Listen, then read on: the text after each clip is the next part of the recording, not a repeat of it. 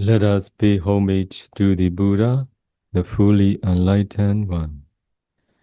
Namo tassa bhagavato arahato samma sambuddhassa.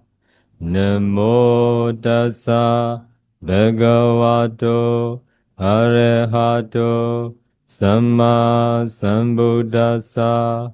Namo tassa bhagavato arahato samma sambuddhassa. I will pay respect to the Buddha, reciting Pali stanza. Buddho bodhaya titi danto yo dhammataya sa. Dhammataya tanto dhammante dino vadaranaya sa. Nibbutto nibbanataya tan lokatarananami.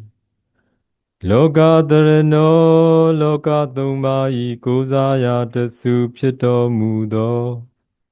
Yo nago Buddha naga miro yati asindi yato tachin myaswa pyadi.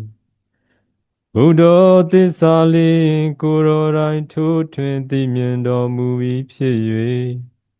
Bodhaya sa chuthai thatu bobo lu ro kutu thin lin ti ja ba si jin chu nga le kaung. Tanto kuro ga bin yin ji ro mu vi phit yue. Dhammataya sa chuthai thatu bobo lu ro kutu me yun yin ji ja si chin nga le kaung. Tanto kurai ga bin kilita upu kathi nyin dormu vi phit yue. Dhammataya sa chuthai thatu bobo lu ro kutu me yun kilita pu nyin ja ba si chin nga le kaung. Dino va tandaya na wan garachan go. Gu tan thuk chao kuro ran yauk pi phit yue tha lien. Dharanaya sa kuro thatu chuthai tu ro nibbu ta wan ma ve kan tu. Gu tan thuk chao yauk ja ba si jin chu nga le kaung. Nibbutto kileta prinibban win san yuk te. Kuro rai nyin dormu vi phit yue.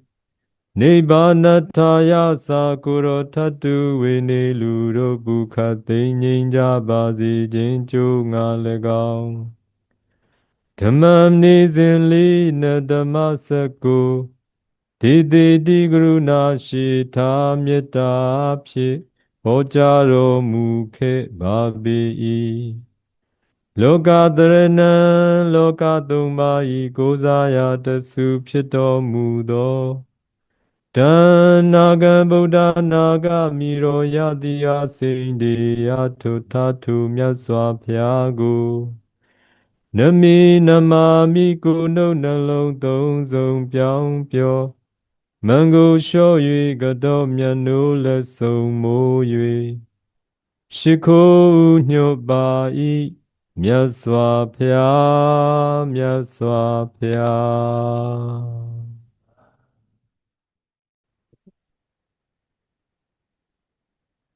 I wish to ask about last object in the near-death moment.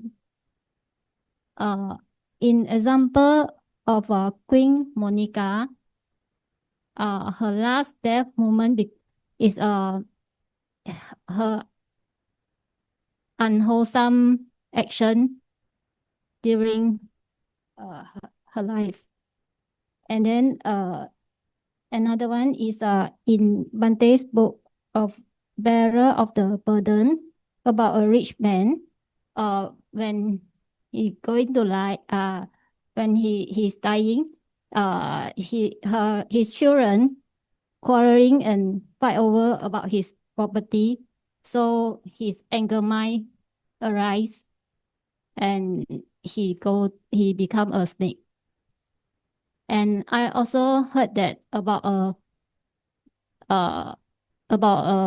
meditator in his last moment, he is very weak, and he saw birds, so he become a bird.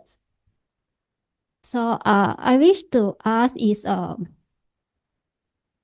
what is the what is the factor that determine the object to arise? And seems like there's two kind of object. Some is arise in the mind. Some is due to outside condition. So how to manage the last object? Thank you, Auntie. So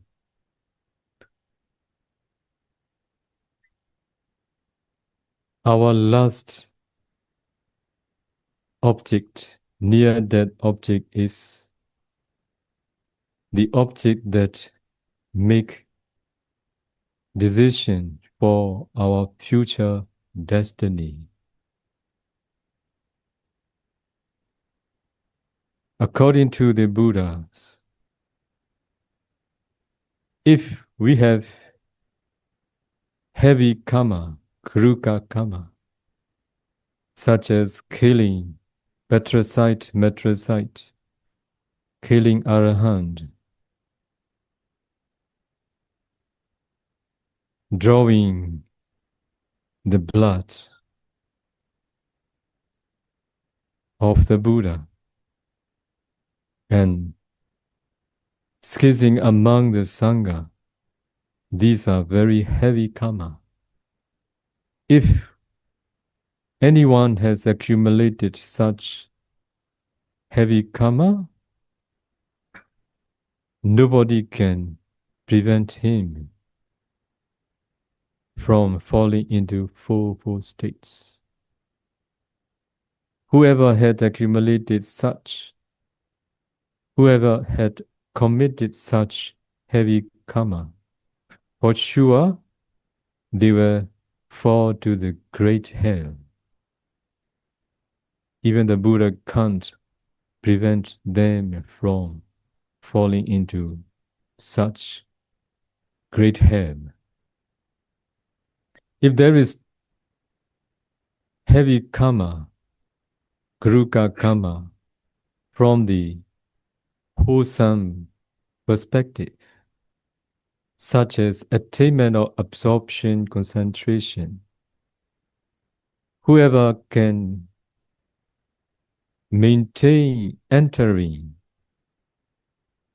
absorption, concentration, such as first jhana, or second jhana, or third jhana, or fourth jhana, immediately after death consciousness, they will be reborn in the respective Brahma realm. This is for sure. This is Kruka karma from the perspective of wholesome karma. If there is no such heavy karma, either wholesome or unwholesome, at the near death moment, at the near death, there are some external factors, such as seeing sons and daughters are quarreling at the near death moment of a father who was about to die, who was dying.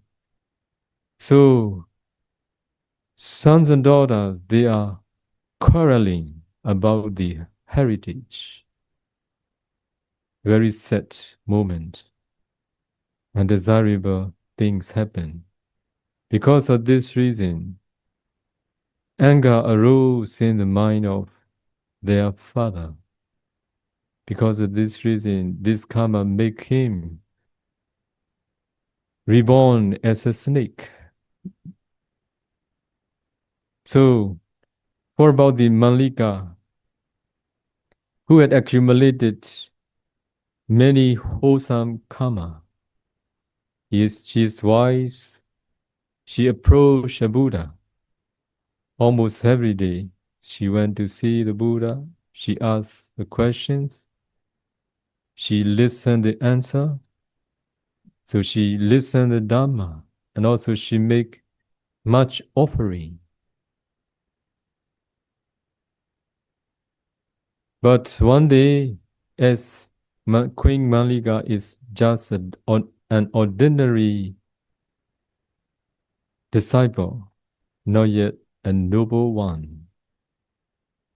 One day, because he is still an ordinary person, he had done unwholesome action.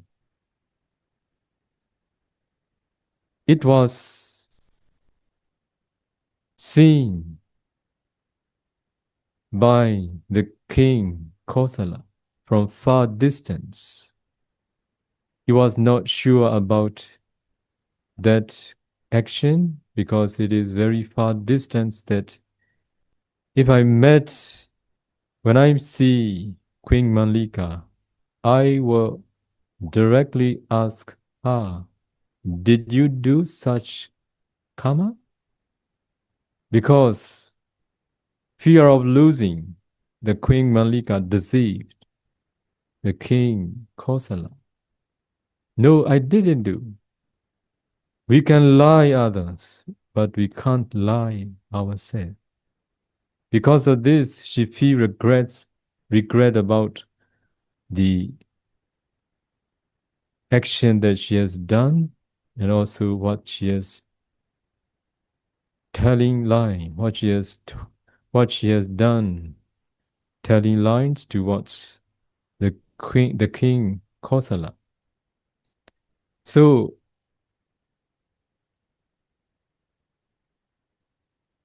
when she was about to die, because of feeling regret that disturbed her mind, even though she has done a lot of kusala karma, offering, listening the Dhamma, like question and answers, those wholesome karma didn't get opportunity to give its result because of feeling regret. That's why the last object is what she has done. And she told lie about it to the king Kosala. So she fell to the hell.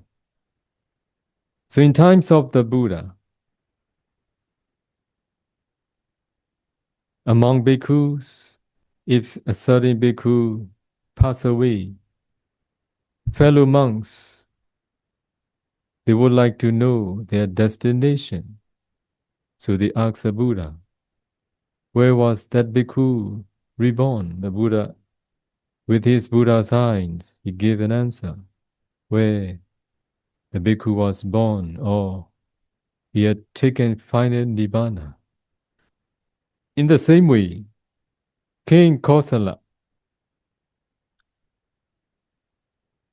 with this intention to ask where Malika was reborn, because he attached very much to Queen Malika. With the intention to ask a Buddha, he approached the Buddha the next day.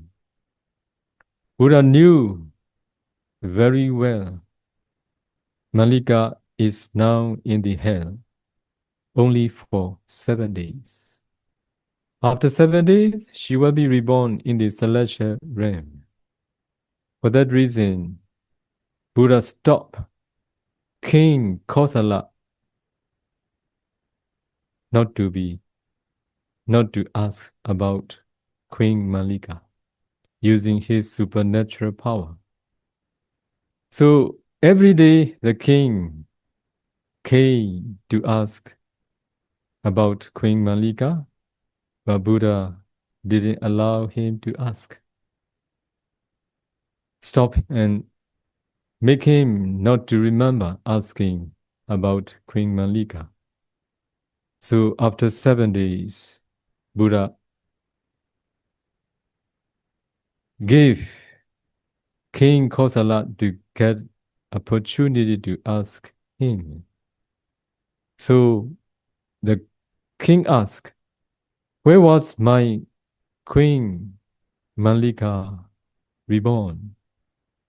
Buddha said, now she was in the celestial realm. So the king Kosala,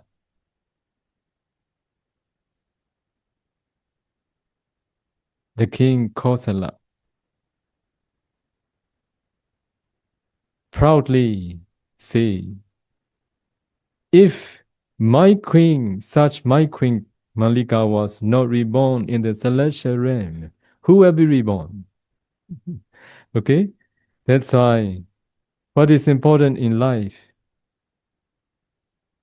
not to make oneself feel regret.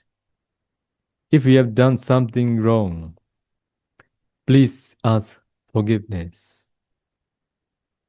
Sometimes if we can't see a person we have done wrong, so we can approach any bhikkhu, any sayadaw, on behalf of. So you should ask forgiveness by explaining what you have done toward that person. So in this way, you can help yourself. Feeling regret is a big cause. So another bhikkhu, in the Kassapa Buddha's time, the lifespan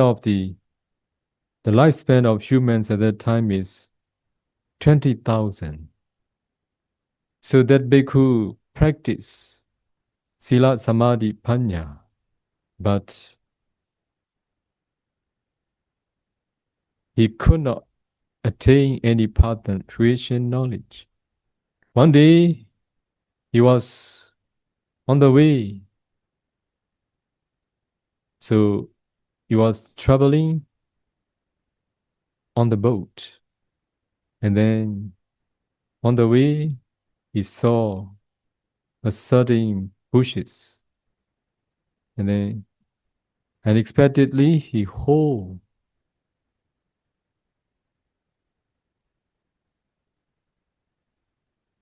the bushes. And then with the speed of the boat, it has been cut. So bhikkhus are not allowed to cut any trees. This is no offense for lay people, but for bhikkhus, it is an offense. Because of this reason, but he thought this is a small offense. That's why he forgot to confess for this small offense. So when he was about to die, even though he had practiced Sila Samadhi Panya, at the near the moment, that scene appeared again. So he feel worried about. He found someone to confess for this offense. Nobody was around. For that reason, he could not say any confession. Because of that karma, he was reborn as an animus naga. Okay? For the lifespan of animal nagas, they are very, very long. Up to the time Gautama Buddha arose in the world, he was still spending his life as an animal naga. So that's why we should help ourselves not to accumulate unwholesome karma as much as we can, especially making wrong livelihood. These are dangerous. And also, after doing something, we don't say the truth. we stay, hide, we prevent or we pretend ourselves from what we have done as if we don't do. Because of all these actions, we will feel regret. Feeling regret is a big dukkha. Okay, so even though Malika has accumulated a lot of wholesome karma because of feeling regret, so it make her suffer in the hell. But as she has accumulated a lot of wholesome karma, only for 7 days she suffered in the hell. After that, she was reborn in the good realm. So we should accumulate wholesome karma as much as we can. It is for sure all of us has accumulated both wholesome and unwholesome karma in our life. For unwholesome karma, what I want to suggest and encourage all of you, be brave for what you have done. I will repeat it. Be brave for what you have done wrong. You should accept it without participating. Okay? You have done. You cannot delete. You cannot cancel for what you have done. If it gives its result, I will accept it. If you feel regret because you don't accept it, you will repeatedly think about that action and it can appear at the near the moment. I've done wrong, but I will improve myself.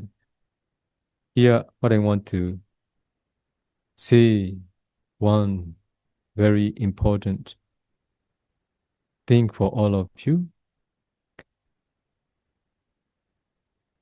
Be a newly born person every day. Let you be a newborn person every day. Don't put yourself into the prison of the past. Everybody has done wrong. There is nobody who have never done wrong.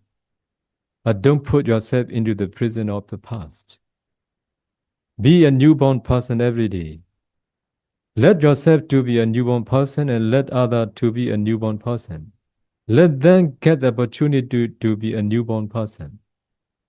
Don't see anybody with old perception. If you behave like this, practice like this, you will suffer for your unwise attention. There are many those who have accumulated bad deeds. There are those who have done wrong. If you don't forgive them, you can't forget, but you must forgive them. Why? Nobody is perfect. Everybody wants to be good. Just because they can't bring their defilements under control, they have done wrong. You have done wrong. For that reason, this is nothing special, nothing strange. Everybody can do wrong. But you yourself should be the one who live at the present. Don't disturb and don't destroy yourself with old karma. Don't put yourself into the prison of the past. Be a newborn person every day. Do things good at the present. Don't grasp the unwholesome karma that you have done. If you are brave enough, those karma will not disturb like Malika. Okay? But you don't forgive yourself. You blame yourself. You complain yourself. You don't live at the present. You don't allow yourself to be a newborn person. And also you don't allow others to be a newborn person. You don't want to give a chance them to grow. Okay? So it is important. At the near the moment, what karma appear, it is a decision. It is a karma that gives its result for the future destiny. That's why the most important thing is to accept everything what we have done and to be a brave person for what you have done wrong and what you have done good too. So only then you will be able to live at the present meaningfully, valuably, doing what you should without torturing your mind and your life.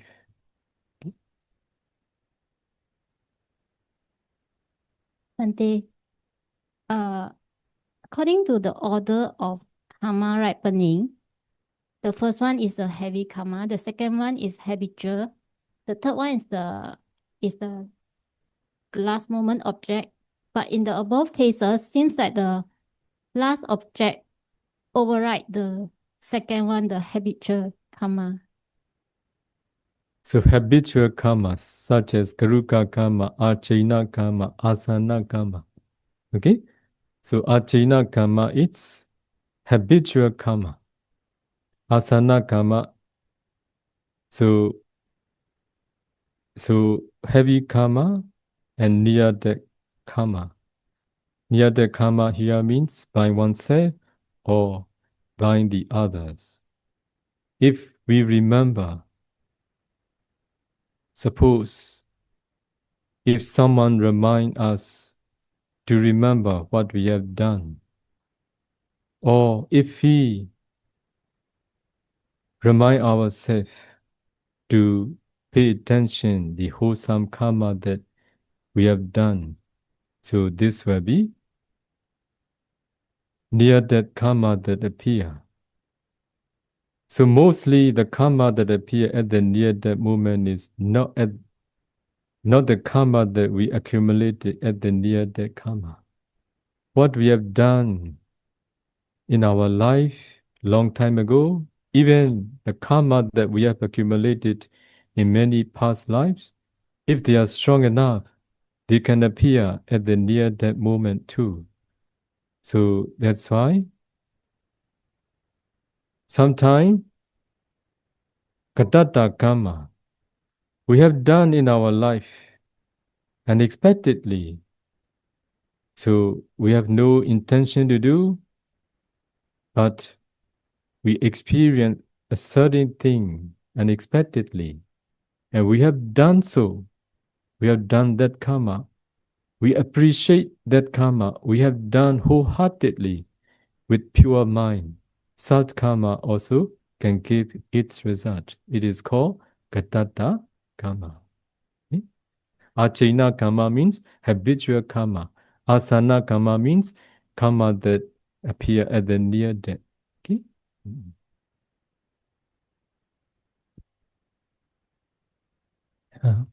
Sayadaw, I want to ask Sayadaw, what happened in the mind when somebody become enlightened?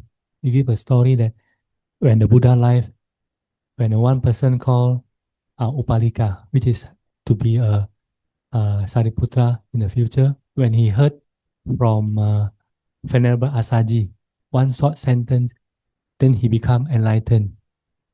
So actually what happened in the mind?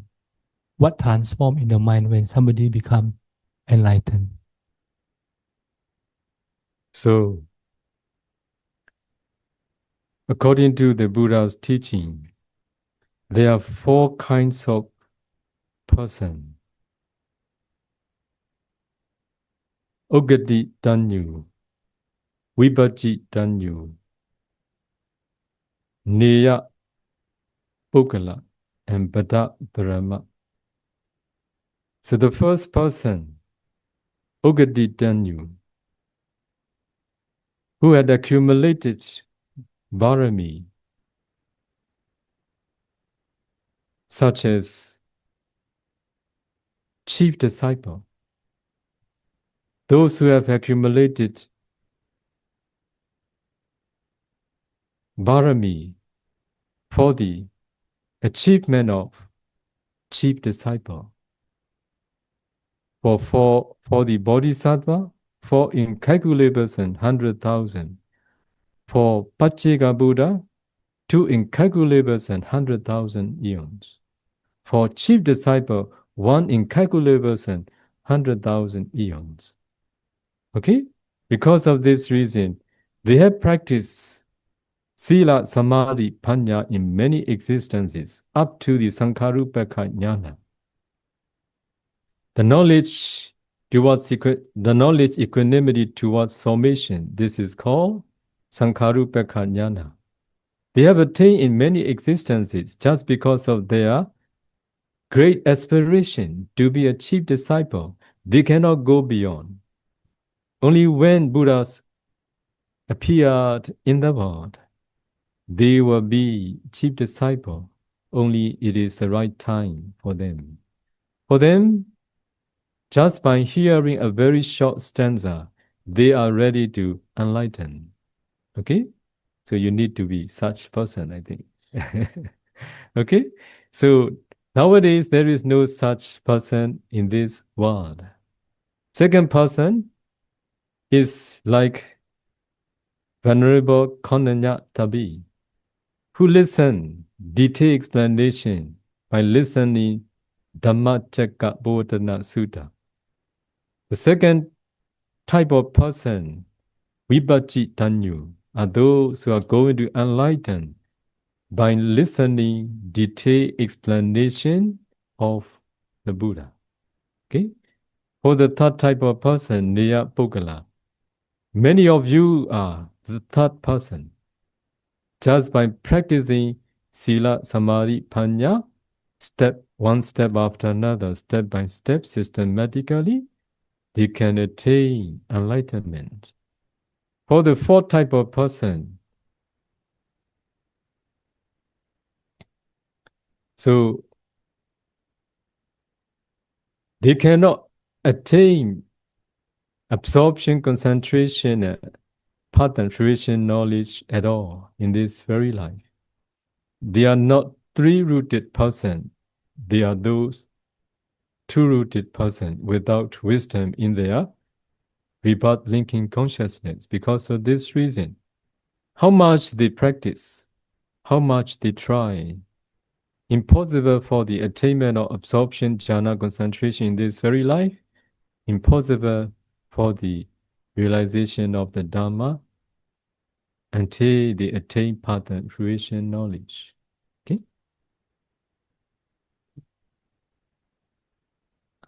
I know the next question. What does it mean by to see things as it is? Yada Bhuta Dasana. To see? To see things as it is. Yada Bhuta Dasana. The words behind, I didn't. It's the Pali word of to see things as it is. It is Yada Bhuta Dasana. So to see as it is. Bhikkhus develop concentration. The one who is concentrated will know and will see the Dhamma as they really are. Okay? Yatha Buddhan Pajanati. Okay? So yes, to see as it is, ultimate reality, such as ultimate mentality and materiality, they are rising and perishing rapidly all the time. Cause and their effect, second noble truth, they are rising and perishing as they really are. Nibbana, there is no rising and perishing. Okay? As they really are. The one who is concentrated will know, will see ultimate mentality, materiality as they really are. They will know and see the cause and their effect as they really are. So without having developed concentration, it is impossible to know and to see the Dhamma, the truth, as they really are. To see things as they really are here means to see the Dhamma, the truth, ultimate truth, as they really are. That's why be aware of it, keep in mind. Without having developed concentration, impossible to know, impossible to see the Dhamma, the truth, ultimate truth as they really are. If all of you would like to know and see the truth as they really are, you all need to develop concentration. So listening the words of the Buddha. If someone say without having developed concentration, we can know, we can see the Dhamma, the truth as they really are. It is not according to the Buddha. Pandami Sayadaw, I would like to ask about the mindfulness practice in daily life continuously. How to cultivate? So, to cover mindfulness practice with your daily life, I should share the Dhamma which can benefit for all of you. What is important in life? What should we do in our daily life? Whether old or whether young alike. You all talk about good education. There is no really good education in the world because they are just teaching us conventional, not the ultimate. They cannot teach you to know and to see the truth. It is just conventional truth. How to make our living. How to make use of this very life. Doing what we have learned based on conventional truth. If you want best education, you should be the one who is careful reading the habits of your own mind. Okay? Buddha has expounded this sutta in the Anguttara Nikaya. If you are not skillful reading the habits of others' mind, it doesn't matter. You should be the one who is skillful reading the habits of your own mind. Are you skillful reading the habits of your own mind? Are you skillful?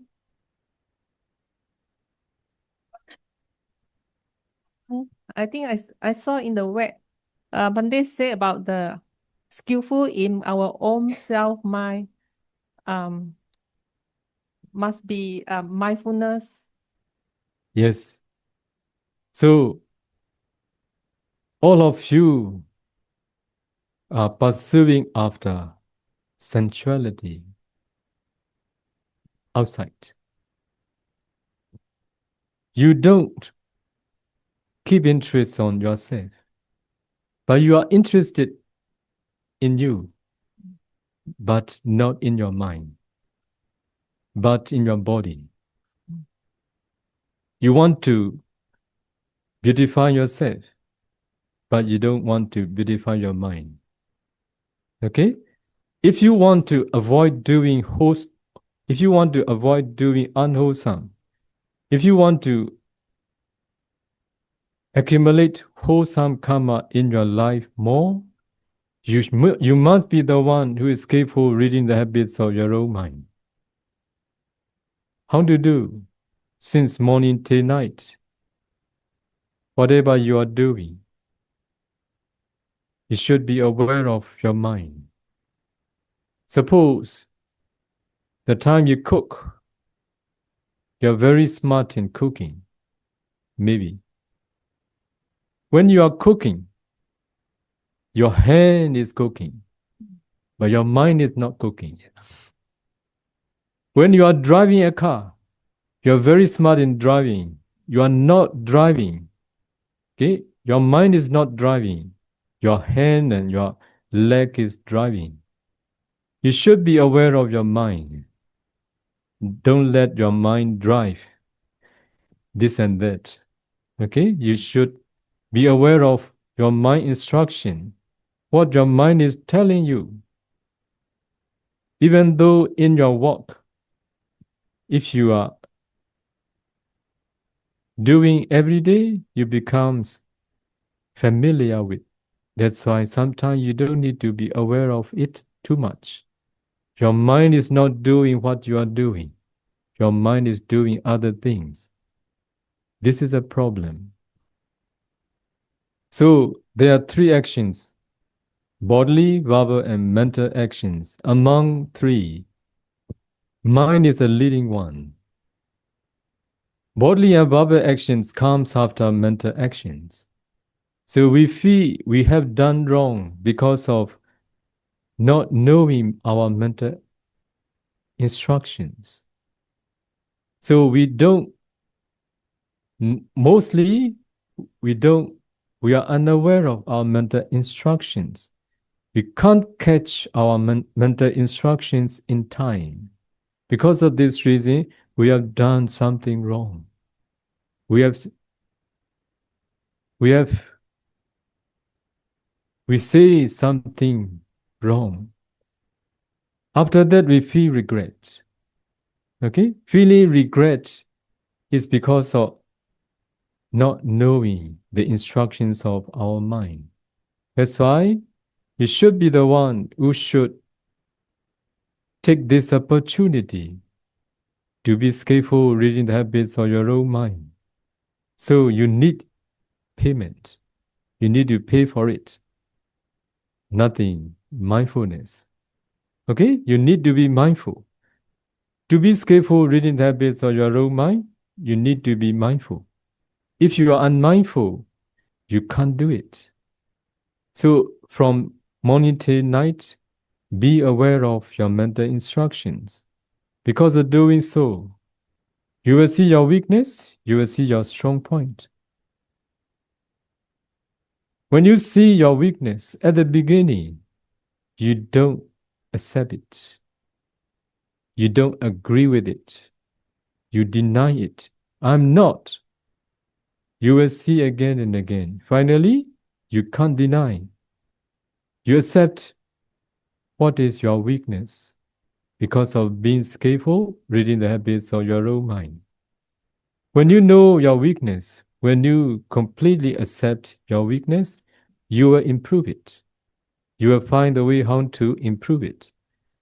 Because of being skillful, reading the habits of your own mind, you become aware of your strong point too.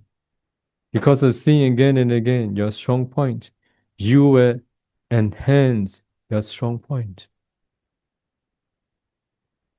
We suffer because of participating. Okay? We participate with this, we participate with that. We participate with both good and bad. What is the cause? Our kilesa. Okay? Defilements, greed, hatred, delusion, pride, jealousy are the cause of participating with all the things and necessary things. Okay?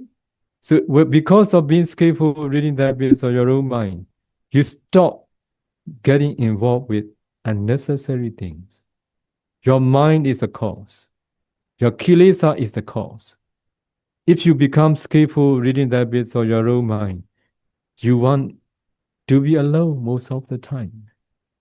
You don't want to get involved with unnecessary things. You see what you should do, what you should not do. Okay? This is mindfulness practice. Really great. The best education. Okay? Okay.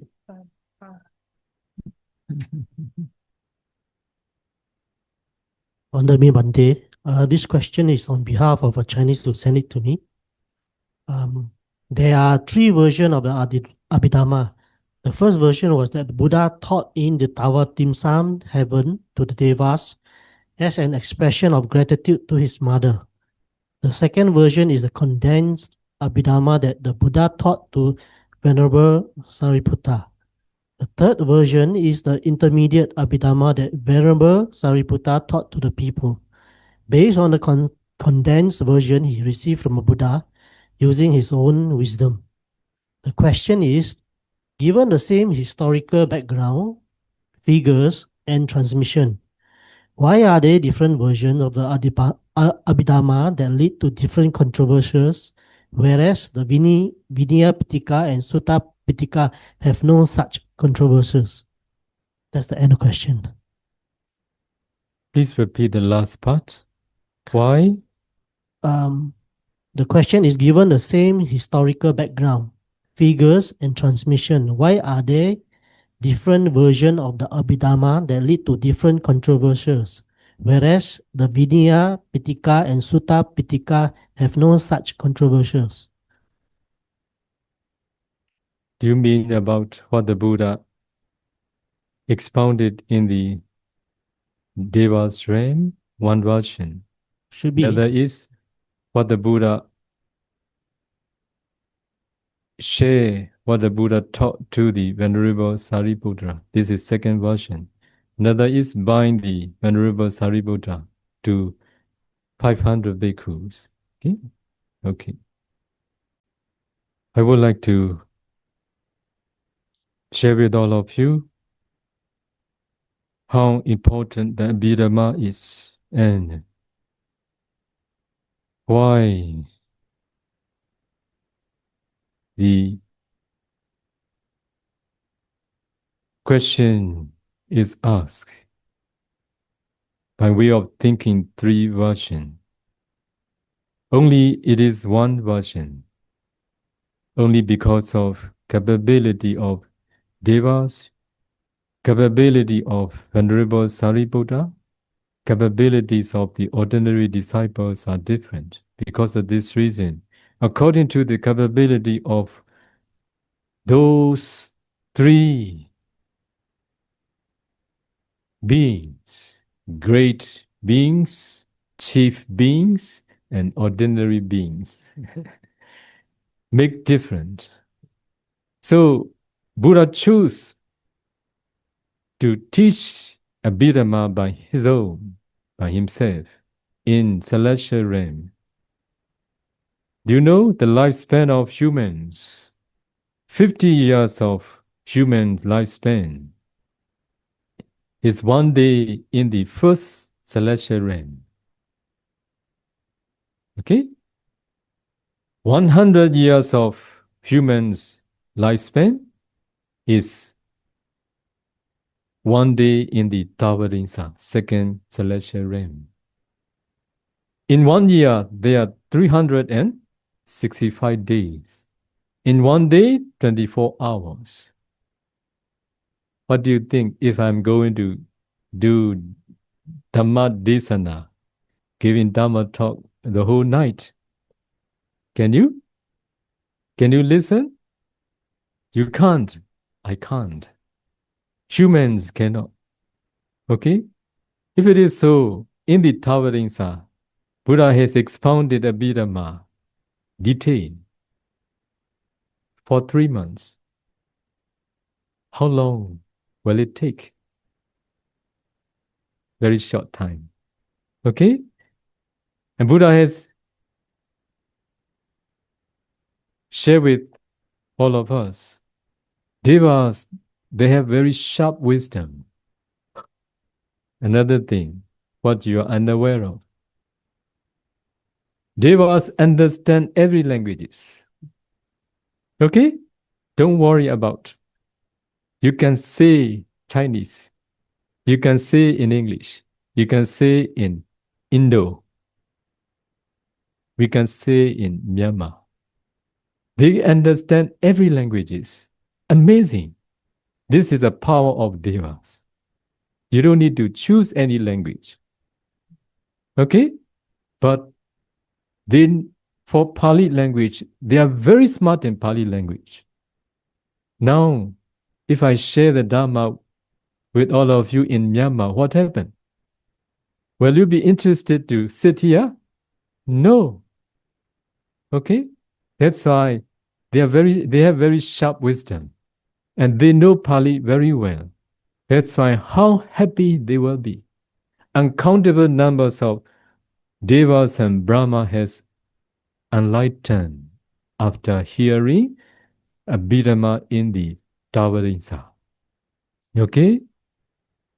So I want to share with all of you, just because of my accumulated karma, okay, I got opportunity to inquire, did the Buddha expounded Abhidhamma in towering sound?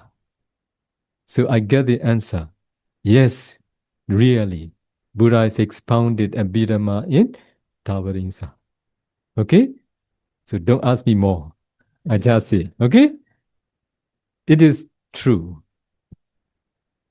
So, and then Buddha has, as a Buddha is a human Buddha.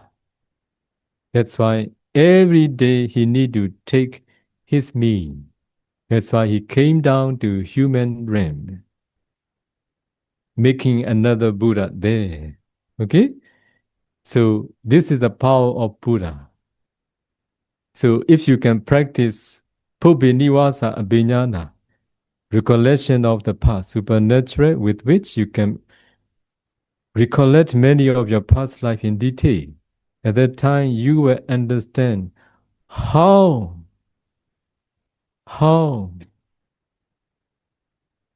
wonderful the power of supernatural power.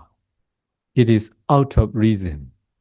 Okay? That's why if you can practice Pubbinivasa Abhiññana, you will understand the power of mind. How can you know your name in the past? How can you see your appearance clearly? How can you know where will you be reborn? How can you know in which country you were born? How can you know what is your religion? You can know everything very detailed. Okay? This is just some if compared to the Buddha. Buddha's power is out of imagine. Achindiya. That's why. So Buddha created, okay, another form who will continue teaching the time he came down to human realm to have his meal. And Venerable Sariputta to be, whose wisdom is the highest except the Buddha. He went to see the Buddha doing all the observance and all the necessary responsibility towards the Buddha. And then Buddha shared with him, okay? If the Venerable Sariputta here, very brief explanation, he can enlarge 1,000 times, 10,000 times. This is his wisdom. So he understands very, very detailed, but he understands that those ordinary disciples has no such capability. So he make brief. Okay? That's why 3 versions appear according to your questions. Okay? According to the Buddha, only one. Okay? Okay.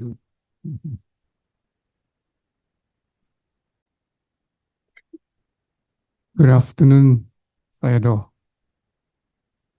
We met yesterday and I feel very privileged. I brought my family along.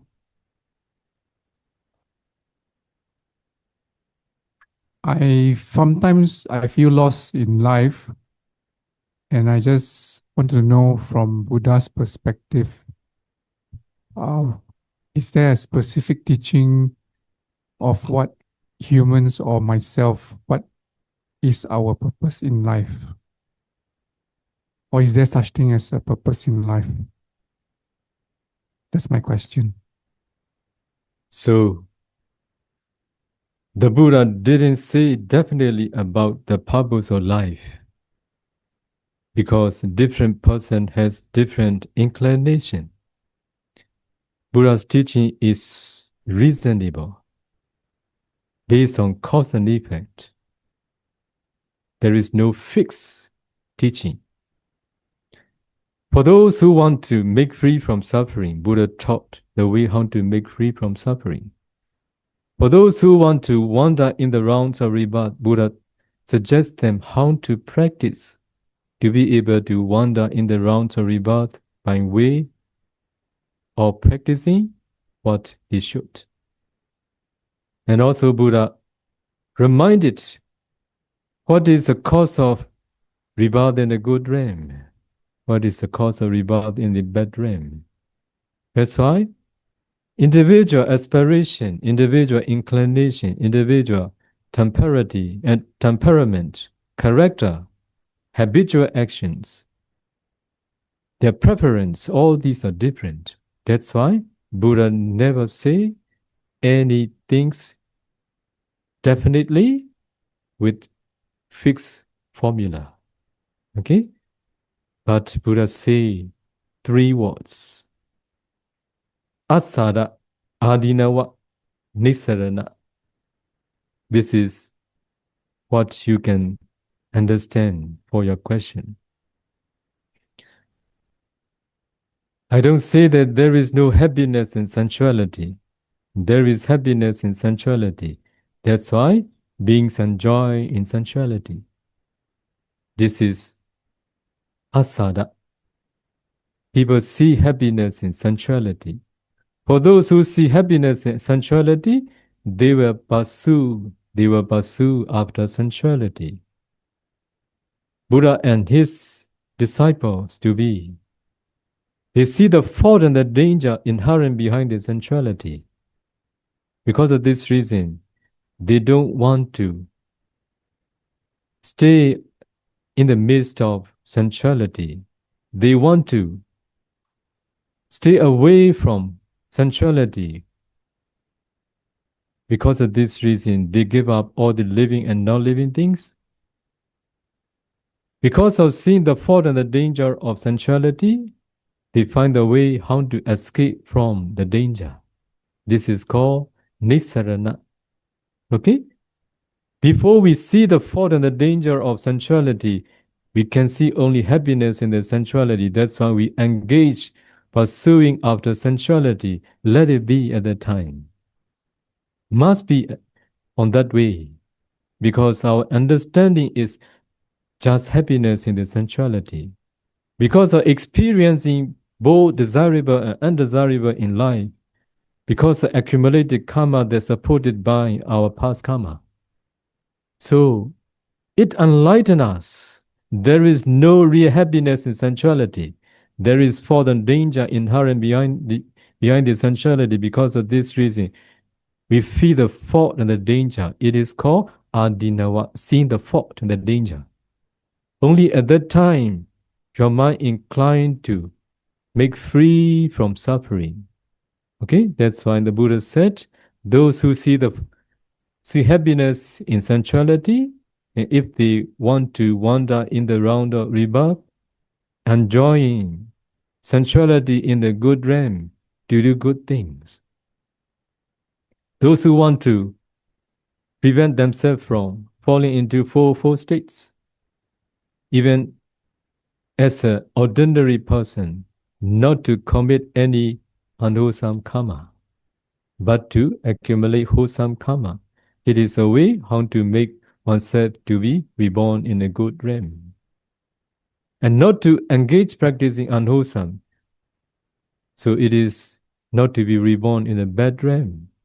For those who see the fault and the danger, Buddha teach the Dhamma, the way how to make escape from the fault and the danger of sensuality. Those who see the fault and the danger of sensuality, and those who see the fault of existences and the danger of defilement, kilesa, and the fault and the danger of having existences. If there are those who would like to make free from suffering, they will follow the words how to make free from suffering. This is Nisarana, the way how to escape from all these dukkha. Okay? That's why, based on your understanding, based on your inclination, based on your perspective, based on your aspiration, Buddha teaching will help you. Okay?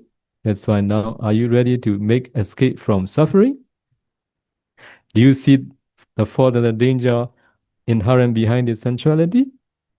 I think you see a little bit now. Okay? Good. Good.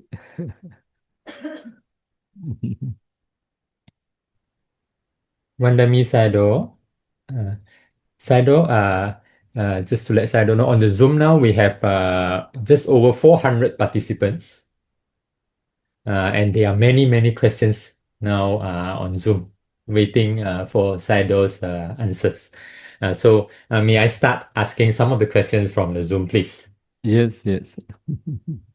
The first question, Sayadaw, can Sayadaw kindly explain the relationship between the 4 foundations of mindfulness and insight meditation, vipassana? 4 foundation of mindfulness and insight meditation. So, 4 foundation of mindfulness is just a small part of meditation, which is related to insight meditation, such as Kaya Nupassana Satipatthana, Vedana Nupassana Satipatthana, Citta Nupassana Satipatthana, Dhamma Nupassana Satipatthana. There are 4 foundations of mindfulness. What are the 4 foundations of mindfulness? The first one is Kaya Nupassana Satipatthana, contemplating impermanent suffering non-self, seeing the arising and perishing of ultimate materiality as they really are, both internally, externally, door by door, 32 parts of the body, door by door. So if you say thoroughly, it will be 42 parts of the body. So just by contemplating, seeing, arising and perishing of ultimate materiality, it is just half of Kaya Nupassana Satipatthana. After that, we need to contemplate impermanent suffering non-self, seeing the arising and perishing of ultimate mentality. Only at that time, it will complete Kaya Nupassana Satipatthana. So for those who don't develop concentration, they were no way to see ultimate materiality. That's why those who would like to practice 4 foundation of mindfulness, they need to develop concentration. At least access concentration, the best absorption concentration. And then they need to practice 4 elements meditation. Only then they can break down their body into very tiny small particles. Without seeing small particles, they cannot analyze the ultimate materiality in those particles. So in the idol, there are 7 kinds of kalapa, such as eye sensitivity, body sensitivity, bhava rupa, sex decade kalapa, and mind-born kalapa, mind-born materiality, nutriment-born, temperature-born, and life-neural kalapa, altogether 7 kinds. So they appear in the form of very tiny small particles. So what has been translated as subatomic particles. So we assume that it is smaller than atom.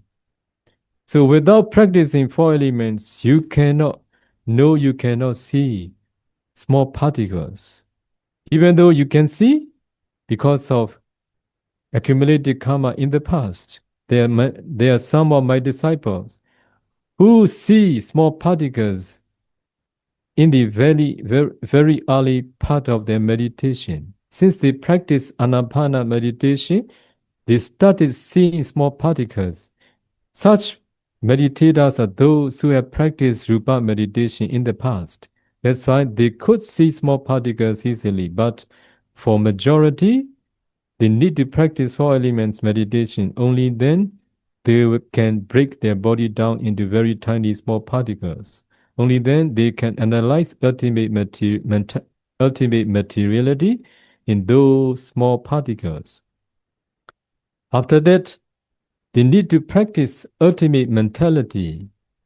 In the realm where there are 5 clinging aggregates, mentality arises based on materiality. That's why Visuddhimagga recommended before descending ultimate mentality, we should analyze ultimate materiality thoroughly first. Because mentality arises based on materiality, that only after we have descend ultimate materiality, we can descend mentality more thoroughly, and our understanding on ultimate mentality will be more clear. So only at that time, they can see the cognitive process. So if someone say, it is impossible to know and see mental process, cognitive process in this life, yes, it is not true. It is possible. First, to develop concentration. Second, to follow the words of the Buddha. It is not that the Buddha didn't teach. It is what that the Buddha has directly taught, what the Venerable Sariputta could discern Citta and Cetasika. So, commentary to the Anubhara Sutta, it is explained why do we can discern ultimate mentality, Citta and Cetasika, one by one, because we can discern object and base. What is object? For color line, object is color. If you see small particles, you will see color of small particles. The color impinges on the eye sensitivity. Eye sensitivity also small particles. That's why if you haven't analyzed Chakku Pasada, eye sensitivity, you cannot pay attention to the color. Even though you pay attention to any color, you cannot see cognitive process. That's why, first of all, to analyze ultimate materiality. And second, to pay attention to the respective object. Color of group of kalabas impinges on the Chakku Pasada, eye sensitivity. At that time, color impinges not only on the Chakku Pasada, eye sensitivity, but also on the Bhavanga. Color object impinges on both door, eye door and mind door. At that time, eye door cognitive process will arise. In the eye door, there are 14 mind movements. In those 14 mind movements, there is feeling. So if you have analyzed Citta and Cetasika in every mind movement, so you can understand how to practice Vedana-nupassana. So it is emphasizing seeing the arising and perishing of feeling aggregates in every mind movement. But with this understanding, feeling can't arise alone. It arises together with other Citta and Cetasika. With this understanding, if you emphasize seeing the arising and perishing of feeling aggregate in every mind moment, if you contemplate impermanent suffering non-self-seeing, you are practicing Vedana-nupassana. There is perception in every mind moment. Perception cannot arise alone. It arises together with Citta and Cetasika. With this understanding, if you emphasize seeing the arising and perishing of perception aggregate in every mind moment, contemplate impermanent suffering non-self, You are practicing, so you don't need to do on the perception. So Vedananupasana and Cittanupasana, if you emphasize seeing the arising and perishing of consciousness in every mind movement, with this understanding, consciousness alone cannot arise. It arises together with other Cetasika associated mental factors. With this understanding, if you contemplate impermanent suffering, seeing consciousness aggregate in every mind movement, you are practicing Cittanupasana. Dhammanupasana is very, very wide. Buddha taught 5 khana has Dhammanupasana. Buddha taught 12 ayatana is Dhammanupasana. Buddha taught 18 elements as Dhammanupasana. Buddha taught 5 hindrances as Dhammanupasana. Buddha taught 4 noble truths as a Dhammanupasana. So Buddha taught 7 enlightenment factors as a Dhammanupasana meditation object. For that reason, without knowing and seeing ultimate mentality, nobody can practice 4 foundation of mindfulness. Only those who have realized ultimate mentality, materiality, causes and their effect, they are ready to practice 4 foundations of mindfulness. That's why, please be the one who follow the words of the Buddha. Samadhi bhikkhu bhavita samadhito bhikkhu yatha Buddha pajanati. Bhikkhus develop concentration.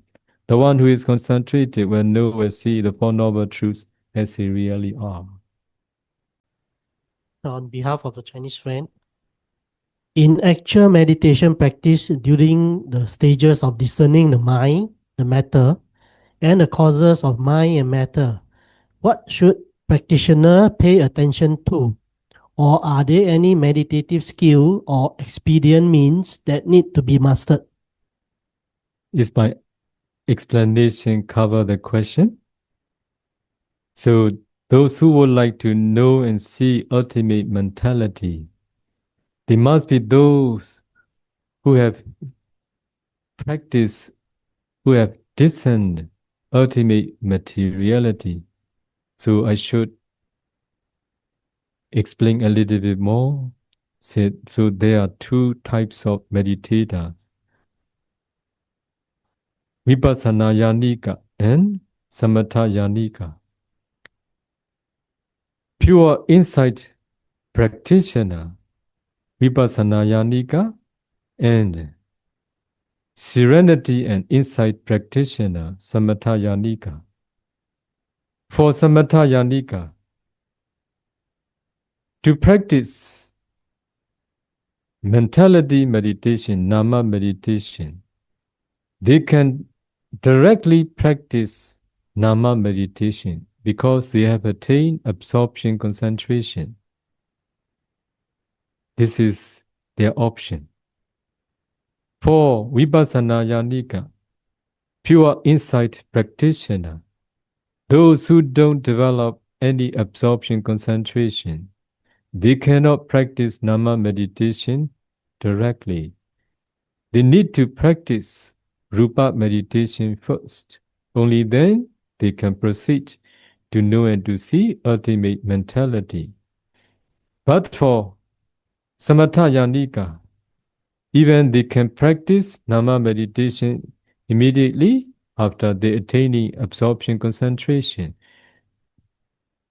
Normally, for Samatha Yanika, even for Samatha Yanika, serenity and insight practitioner, we don't teach Nama meditation directly to. The reason is, in the realm where there are 5 khana, human realms, human beings have 5 khana. Celestial realms, celestial beings have 5 khana. Rupa Brahma, they have 5 khana too. So in this sensual realm and sensual realm, Kama, Sugati, Bhumi, and the Rupa Brahma. In the material Brahma realm, there are 5 khana too. In the realm where there are 5 clinging aggregates.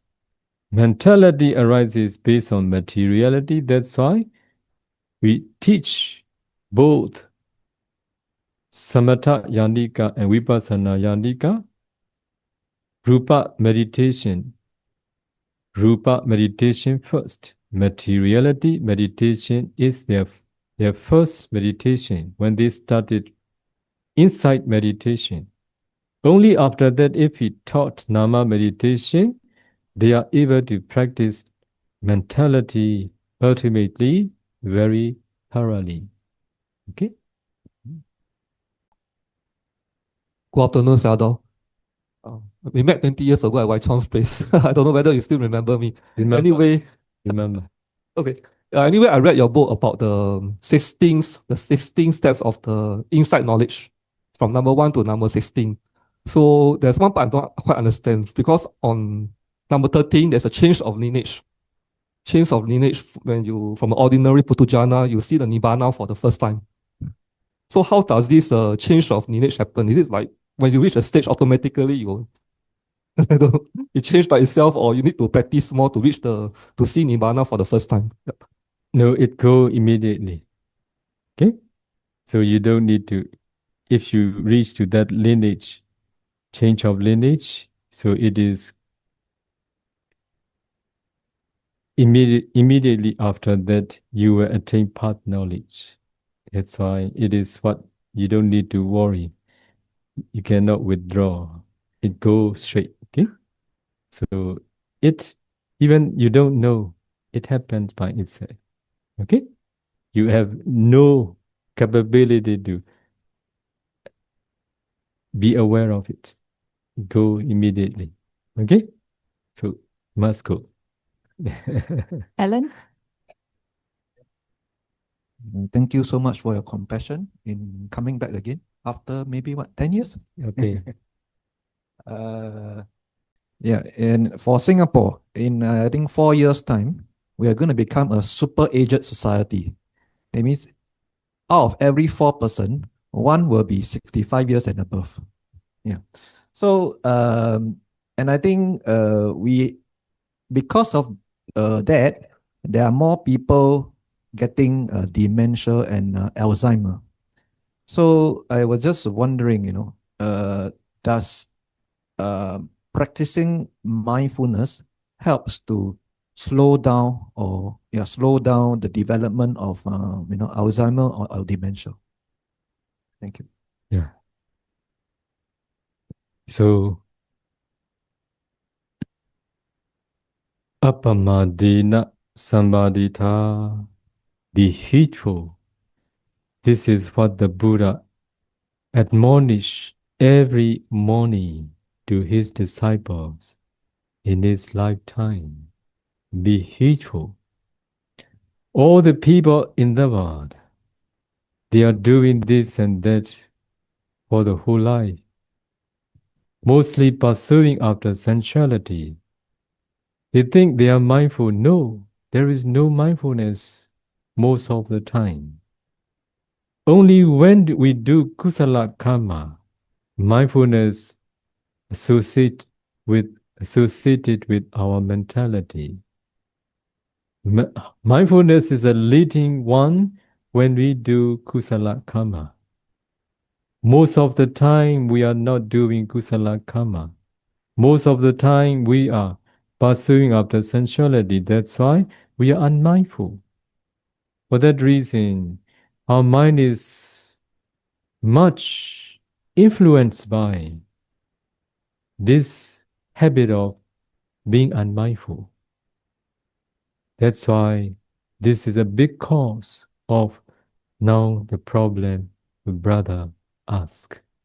If you are mindful, this will not happen easily. So we should be mindful what I have shared with all my disciples, how to be skillful reading the habits of one's soul mind. Everybody should turn back the interests to be skillful reading the habits of one's soul mind instead of thinking about and involving with external things. If we get involved with external things, we encounter many undesirables. Like and dislike will influence our mind. So, like also not for happiness. It is due to our lobha. Dislike is caused by our dosa. That's why in the human realm, we like rooted in greed. We dislike rooted in anger. This is the main thing that is happening in the mind of all the humans. That's why unmindful is a habit. Okay? Unmindfulness is a habit of all the people. That's why dementia and all the undesirable sickness occur in many. Okay? So as the Buddha said, even though you have physical pain, I will teach you not to have mental pain. This is the power of Dhamma. Okay? If you have trained your mindfulness, if you have trained your mind, developing concentration, practicing insight meditation, contemplating impermanent suffering non-self, even though you have physical sickness, your mind is not sick. Okay? Now we are sick because our mind is untrained. Untrained mind, Buddha said, I see no other single thing which is as unbeneficial as untrained mind. Untrained mind is unbeneficial. Untrained mind is caused by unmindfulness. Okay? Okay. ဆရာတော်မြန်မာလိုမျိုးဝင်ပြပါဗျာတပည့်တော်ဖောက်ယောဂီပါဗျာအာနာပါနကိုရှုပါတယ်ဗျာတဏှာကြီးလောက်တိမ်မွေ့တဲ့လေကိုမိတဲ့အချိန်မျိုးမှာတော့တပည့်တော်မျက်နှာရှိမှလင်းပါတယ်ဗျာလေချောင်းကတော့အလင်းမမြင်ရသေးပါဘူးဗျာဣရိယာပု၄ပါးမှာလည်းတပည့်တော်နိုင်တဲ့လောက်မှတ်ပါတယ်ဗျာတတိပို့ပြီးတော့ကောင်းအောင်ဘယ်လိုမျိုးလေ့ကျင့်ပြထောင်မလဲဆိုတော့မိတ်ပါဦးဗျာ So the question is, he is one who is practicing mindfulness of breathing meditation. When he could focus on the subtle breath for around 1 hour, the light appear in front of his face. How to improve for his development of concentration? Yes, what I want to say, you are going to improve your meditation if you engage practicing. Nothing special to do, just to maintain focusing on the breath. If the light appear, it attracts our mind. We also interested in it. Now is the time to admonish and to train one's mind not to be aware of the lights, not to be interested on the light. It is the result caused by good focusing on the breath.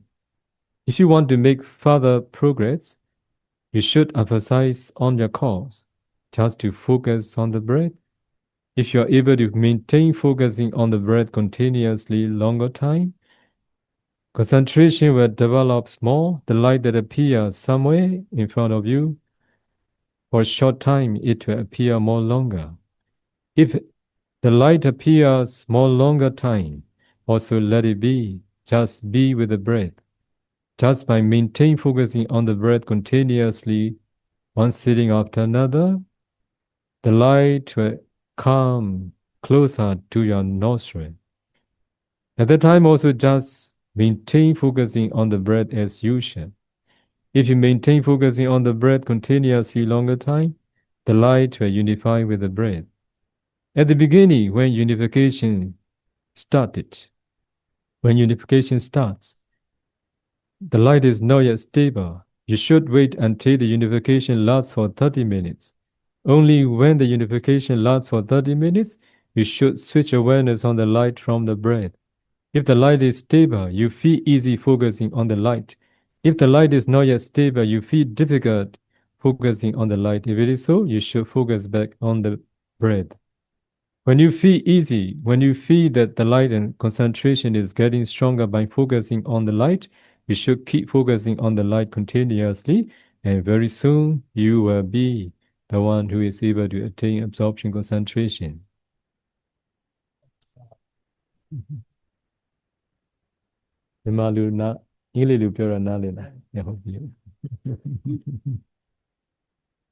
Wandami Bante.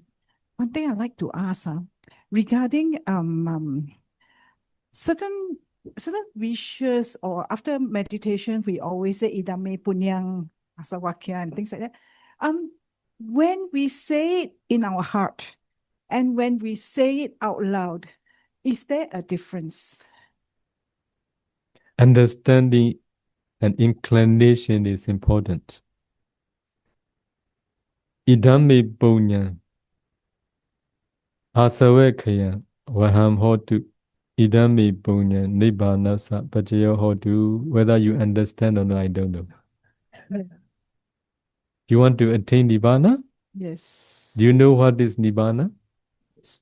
You don't know, right? Do you want to go to England? You can give me an answer immediately. There is no difficulty. You know what is England. But you don't know what is nibbana. This is a problem. Should we wish for the attainment of nibbana? This is important. What is nibbana? How can we understand what nibbana is? Nibbana, the words nibbana, you don't understand the word nibbana. When you attain path and fruition knowledge, path knowledge removes respective defilements, taking nibbana as an object. Those who can remove kilesa, asserting kilesa, respective defilements, they see nibbana. Seeing nibbana and eradicating of kilesa happen at the same time. That's why I would like all of you change the words. May I be the one who can eradicate the cause of suffering, defilements. It is the same with may I attain nibbana. Which one do you understand? Okay? Would you like to remove defilements? Yes, we suffer because of kilesa. If we can remove, how peaceful we will be. That's why I have suggested many of my disciples in Myanmar to change the world. May I be the one may I be the one who can eradicate the cause of suffering, defilements. It is the same with may I attain nibbana. Okay? Make an aspiration with the words you understand. Okay? If I can remove all the defilements now, I will remove now. Because this is a cause of suffering. Okay? I think everybody also, many of you, almost all of you would like to remove kilesa. This is a cause of suffering. Okay? So with understanding, with mindfulness, with inclination, verbally, mentally, whatever, it is okay. Okay? Another one, sorry. Bante, how about when we want to share merits? In that case, do we have to verbalize it? It has to be heard? Or do we say silently and it can be shared? You need to announce. So mainly,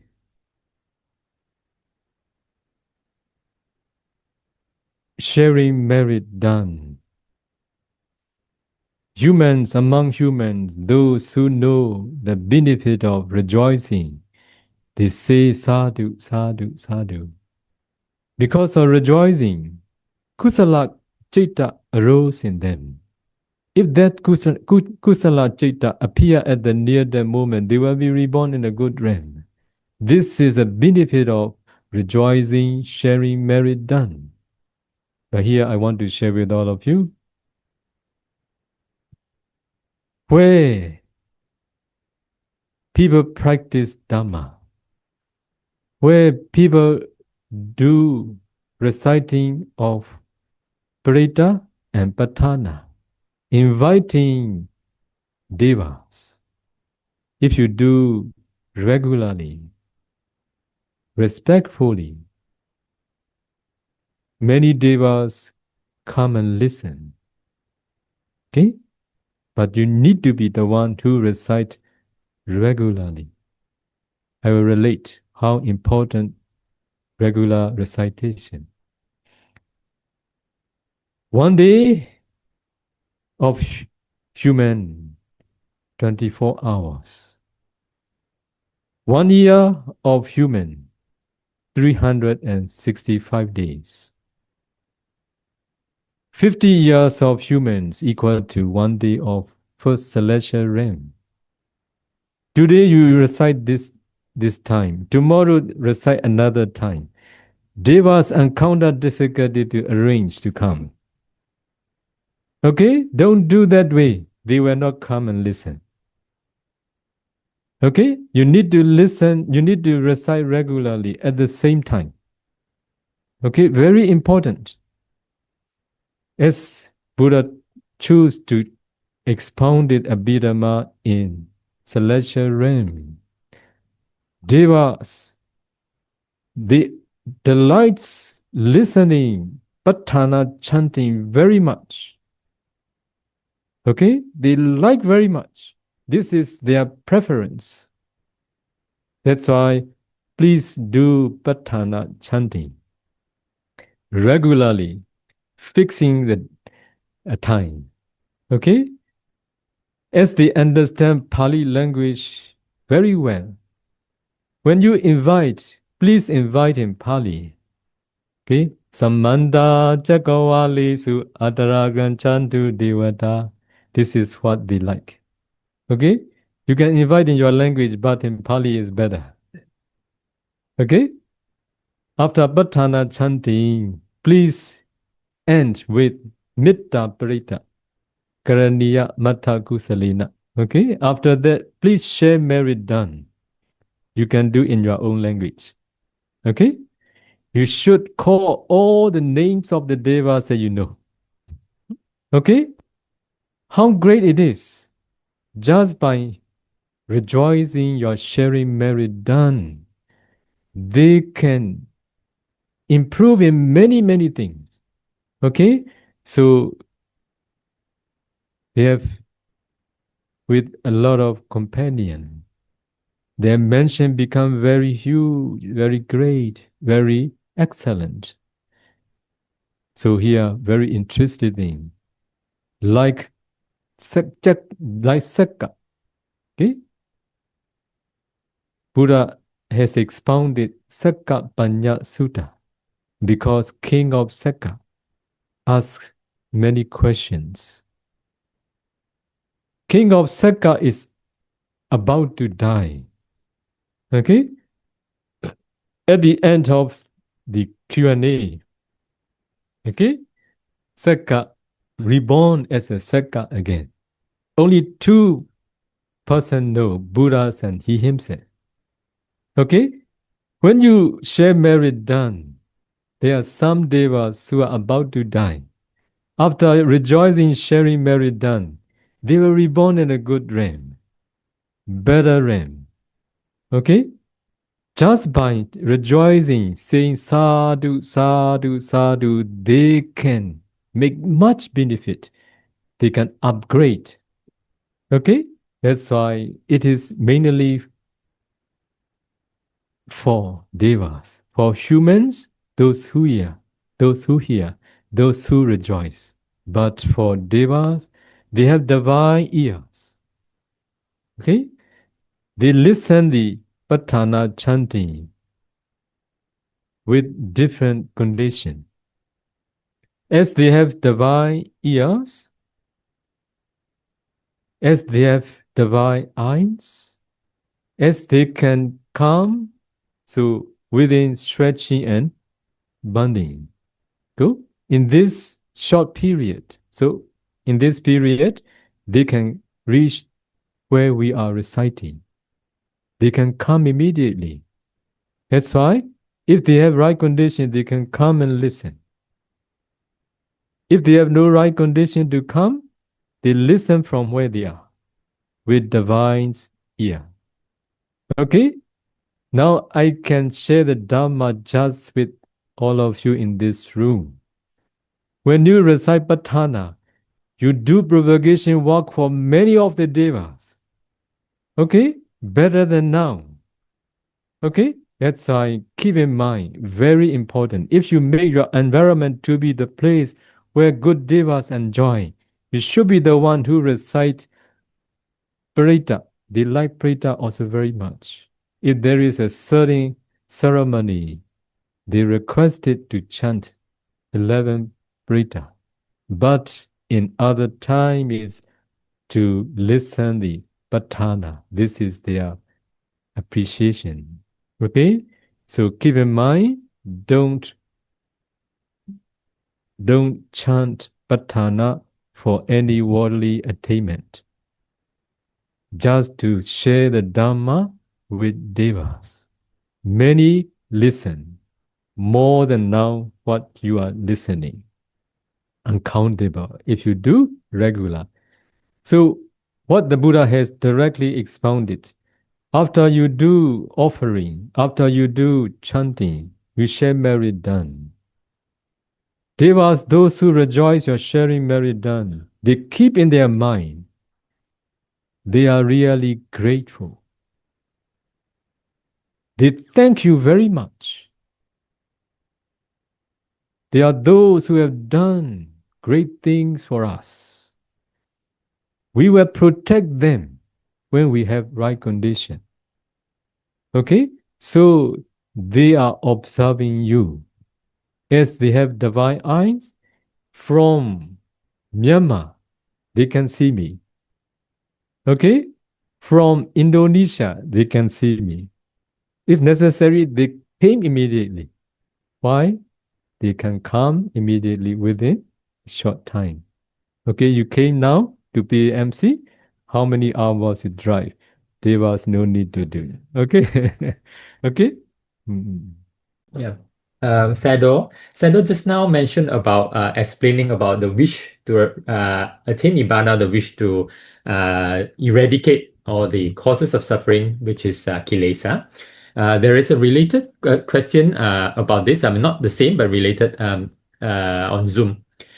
If a meditator is not able to realize Nibbana in this very life, there will surely be future lives. So what would Sayadaw advise for him, for such a person, to make a wish to be reborn into which realm? And how should such wishes be made in order to face the near-death moment? So, making an aspiration and things come into being will not be the same all the time. At the near-death moment, how much you can organize your mind depends. But making an aspiration is very important.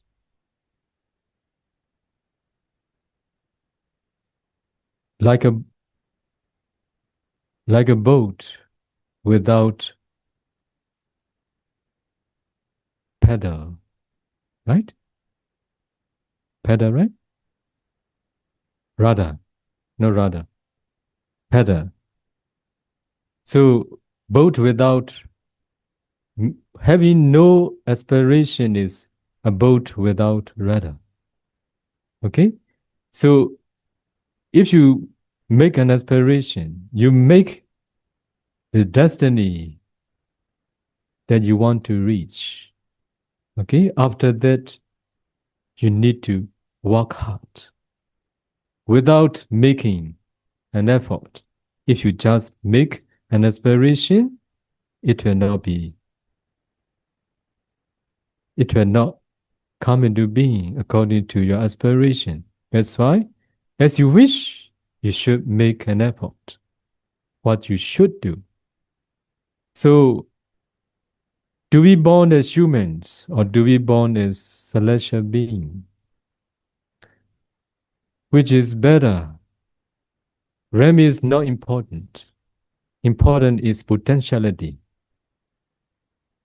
If you have practiced Sila, Samadhi, Panya, even though you haven't attained path and fruition knowledge in this very life, because you have potentiality to grow in Dhamma, in your mental continuum,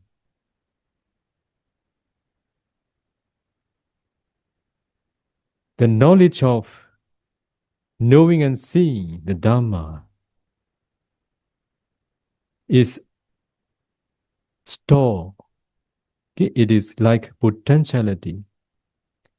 So whether you will be reborn in the celestial realm, whether you will be reborn in the human realm, with the intention to know and see the Dhamma, your mind inclined to seek for the Dhamma, whether you will be reborn in the celestial realm as a celestial beings or as a humans.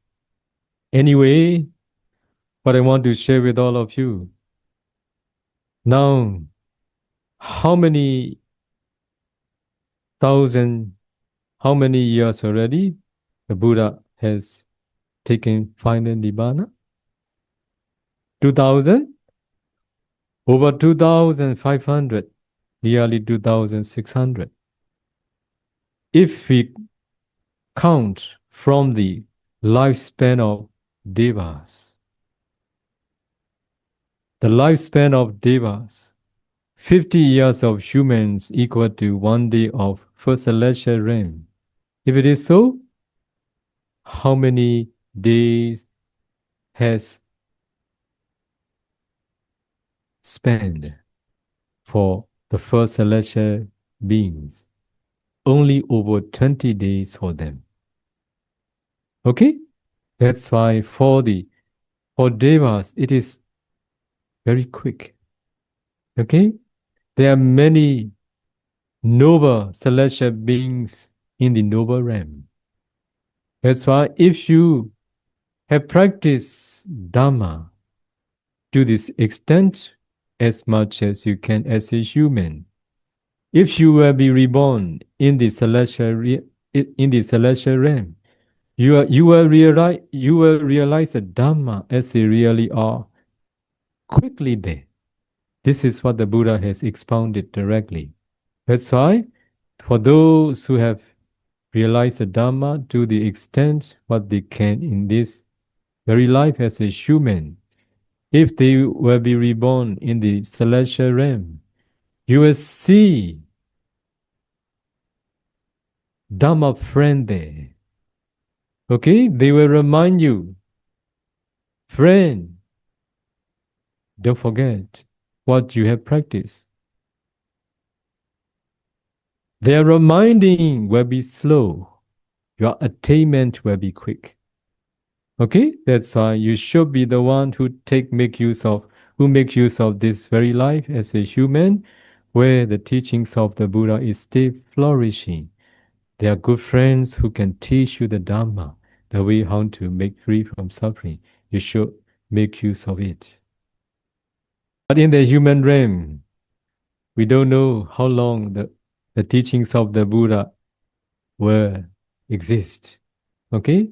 As you all know, humans, their behavior, their character, their manner, their inclination goes worse. That's why whether we can meet with the teachings of the Buddha as a human, in the human realm again, when we will be reborn as a human again. That's why if you are going to be reborn in the celestial realm or in the Brahma realm, the Brahma realm will be the best. Okay? If you want to be reborn in the Brahma realm, you should be the one who practice mastery of absorption concentration. It is to attain or to maintain entering absorption concentration at the near death moment of this very life. Bhante, can I ask again? For a meditator who may have suffered from dementia in later years, at the moment of death, he will not be able to maintain a meditating object. So, what would the chances of his last thought moment be? Will he die a deluded person or reborn as a two-rooted person? Or habitual karma because over the years of practicing meditation? Dementia and coma, what are the different? So your question is, meditators who suffer from dementia in the later year, is it a meditators who can practice or who can't?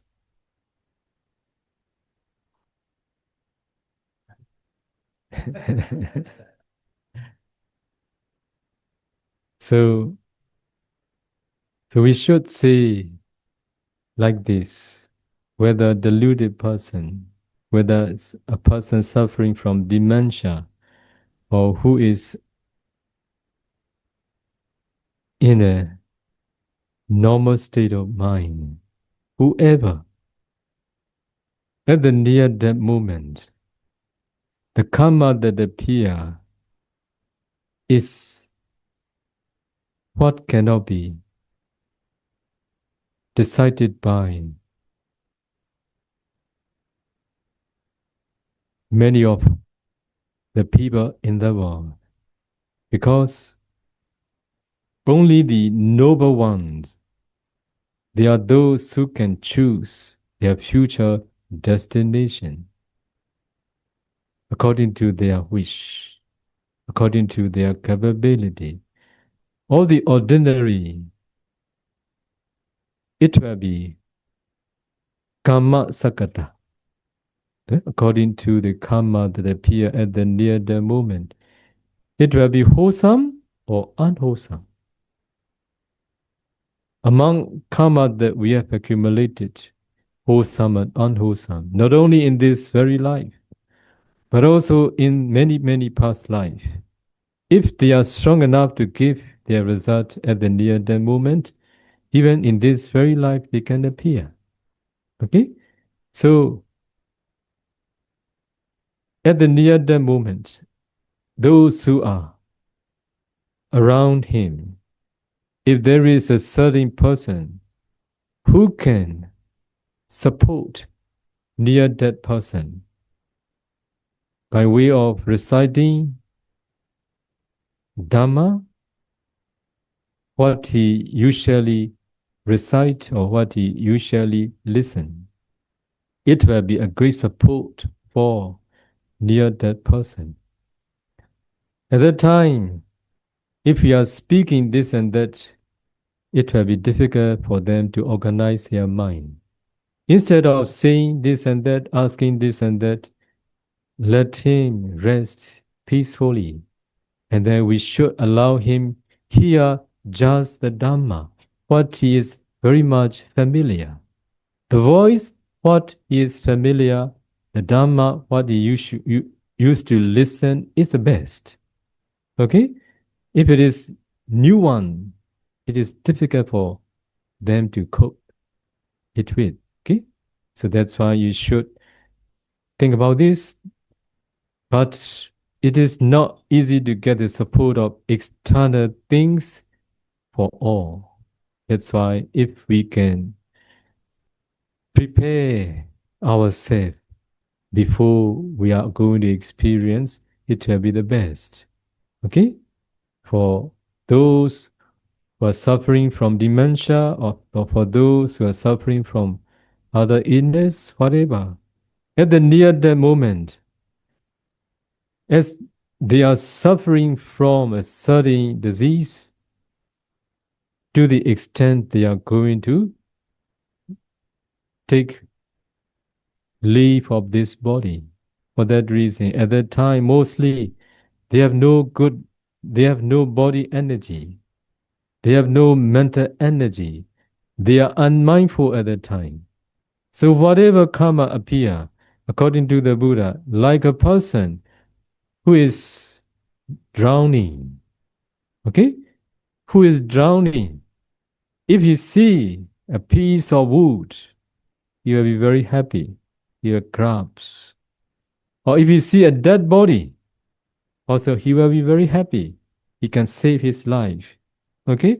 A person who is about to die cannot distinguish what is wholesome, what is unwholesome. Is going to leave this body to accept new existence. Is happily grabs whatever it is. That's why you should be careful. Regarding just now the reciting, sharing of merits in Pali, and I'm a Chinese, and I share the merits to my loved one and also the past loved one. How will they able to actually receive the merits? Will they be able to receive the merits? Mostly departed ones, they were reborn in the animal realms. They cannot rejoice sharing merit done. If they were reborn in the human realm, they don't know you have shared with the intention for them. Mainly if they will be those who were reborn in the celestial realm. Okay? They rejoice you are sharing merit done. So if they love you very much, if they attach you very much, even though they pass away, as they have divine eyes, they are still looking at you. Okay? If things happen like what we see in the teachings of the Buddha. So King of Sakka, when he was a layman, he has his wife. So when he became, he stayed, help her, just because with his good intention. In the same way, if someone passed away, especially, have you ever heard the word Vinipatika Peta? No. Asura.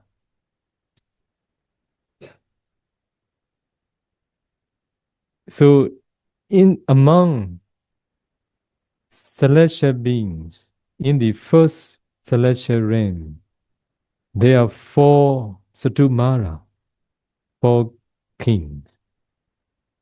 So under these 4 great kings, there are many devas, those who come into these existences with very good parami, with much punya. But there are those called small devas, okay, with less punya. Some they have no food, some they have no shelter, some they have no cloth. So for them, they can hear your sharing merit done if you invite them. As they are small devas, sometimes they have no divine ear. Also, they have no divine eye. But you can ask devas with much punya around you. Trees devas, art deva, they are around you. Because of reciting Pali, because of reciting Patthana every day, they become aware of you. As they have divine eyes, they can know your past life too. Okay? And also, if you request My father passed away, my mother passed away, my auntie passed away. If you can survey with your divine eyes, please remind them, I'm going to share merit them. They will invite them. They will let them know with their power. This is the way they have. Okay? Okay. I have one last question. I think, I think previously you mentioned about the near death that you will tend to the concentration will waver. So let's say if you are able to reach a access concentration, not absorption, but just access only, will it be strong enough to suppress the negative karma you may have in the past, not just this life, in the previous life, so that at least you're alert enough to go to your intended destination? Excess concentration. If you maintain excess concentration at the near death moment, you will be reborn as a celestial being, or you will be reborn as a human according to your avijja, ignorance, tanha, attachment, upadana, clinging. Okay? So we have our attachment. Do we reborn as humans or devas? If we are those who were reborn in the celestial realm again and again, as a latent tendency, it influences us very much. Our mind inclined to be reborn in the celestial realm if good karma appear at the near death moment. Excess concentration for Brahma, they will be reborn as a human or as a devas again. For devas and for humans, if they can maintain excess concentration at the near death moment, in the same way. Okay, they have two options. To be reborn as humans or to be reborn in the celestial realm as a celestial being. Okay? Okay.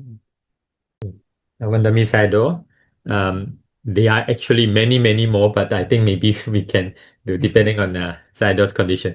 I ask one first, then at the end, Sayadaw let me know if it's okay to continue. Otherwise, we will end. Okay, Sayadaw. So one question is also regarding near death.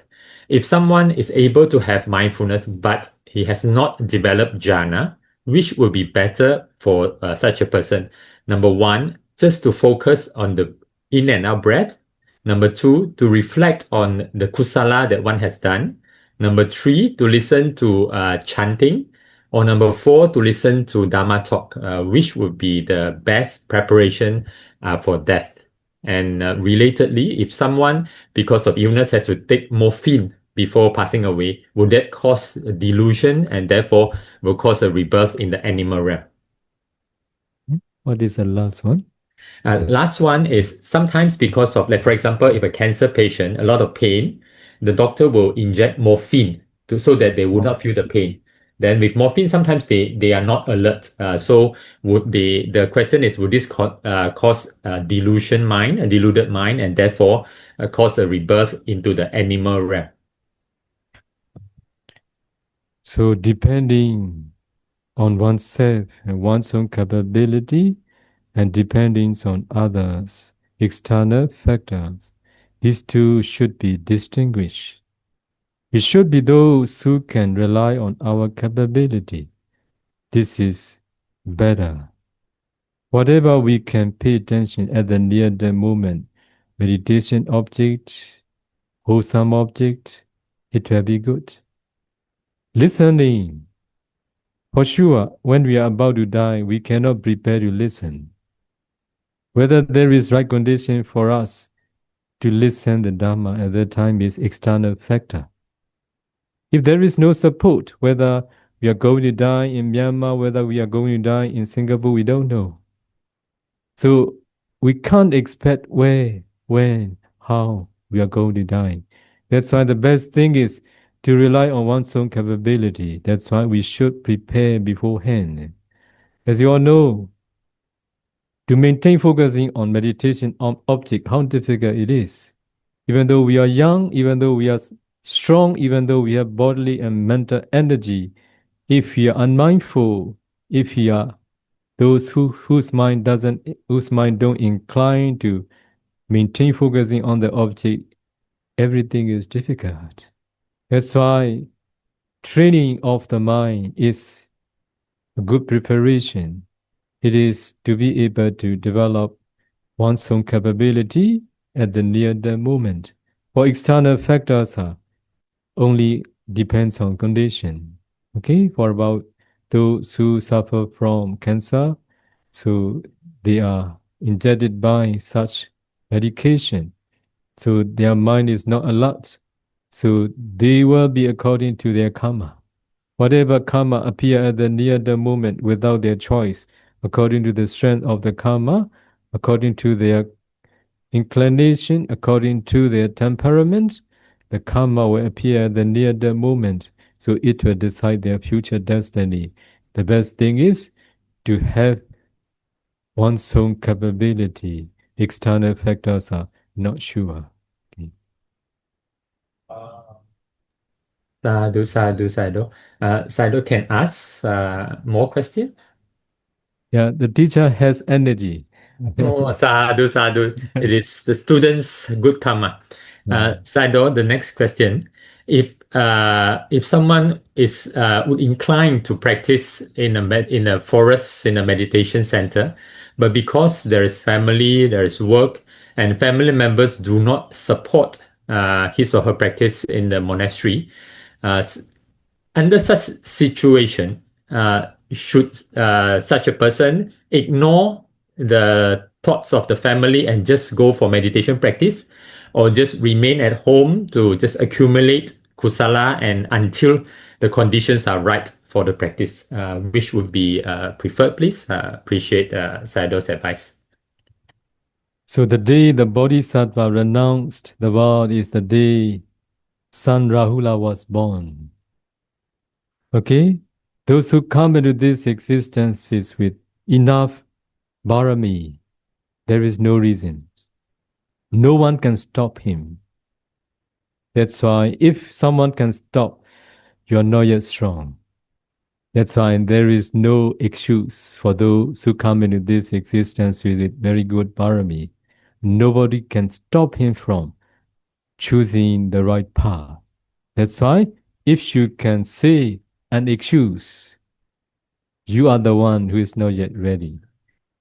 Okay, that's why if you still think, oh, my son is still young, oh, my wife is demanding me, you are happy with their demanding because you enjoy. That's why you are not yet ready. That's why when you are ready, everything is nothing for you.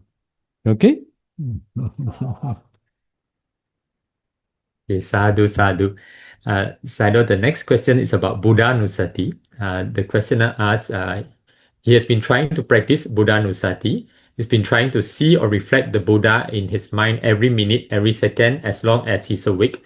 But still, he cannot feel feel anything. Of course, there is joy, but he asks how to do it correctly. Need to think of the Buddha's qualities, like Arahang, Buddha, etc. So the words, Pali words that we reflect with its definition, it will be beneficial.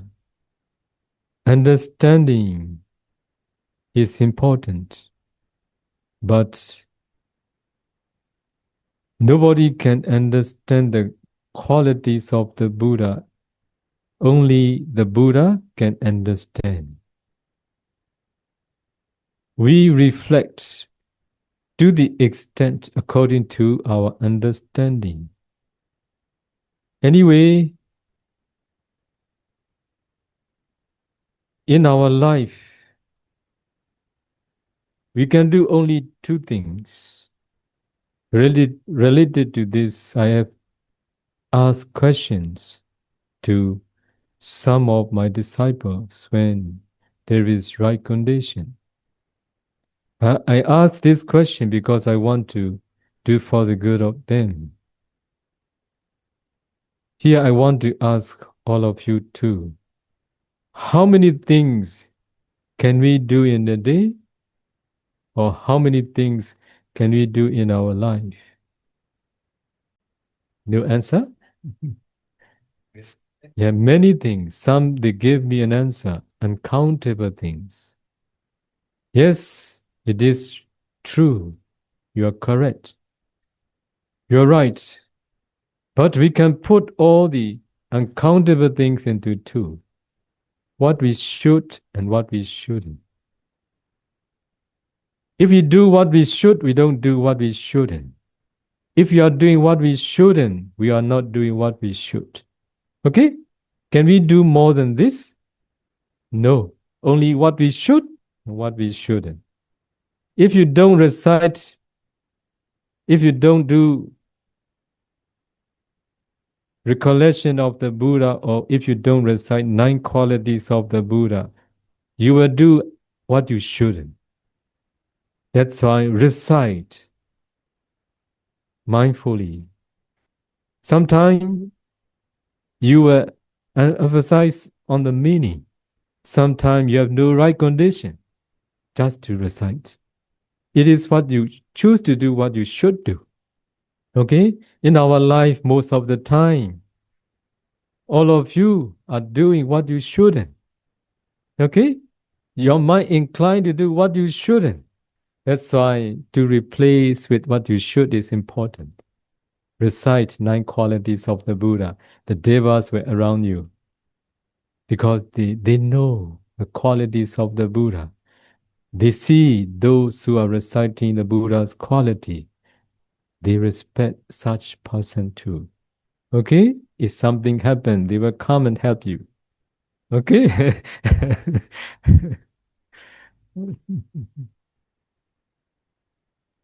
Also, those who are reciting 9 qualities of the Buddha, their body is like a jediya. Okay? Because of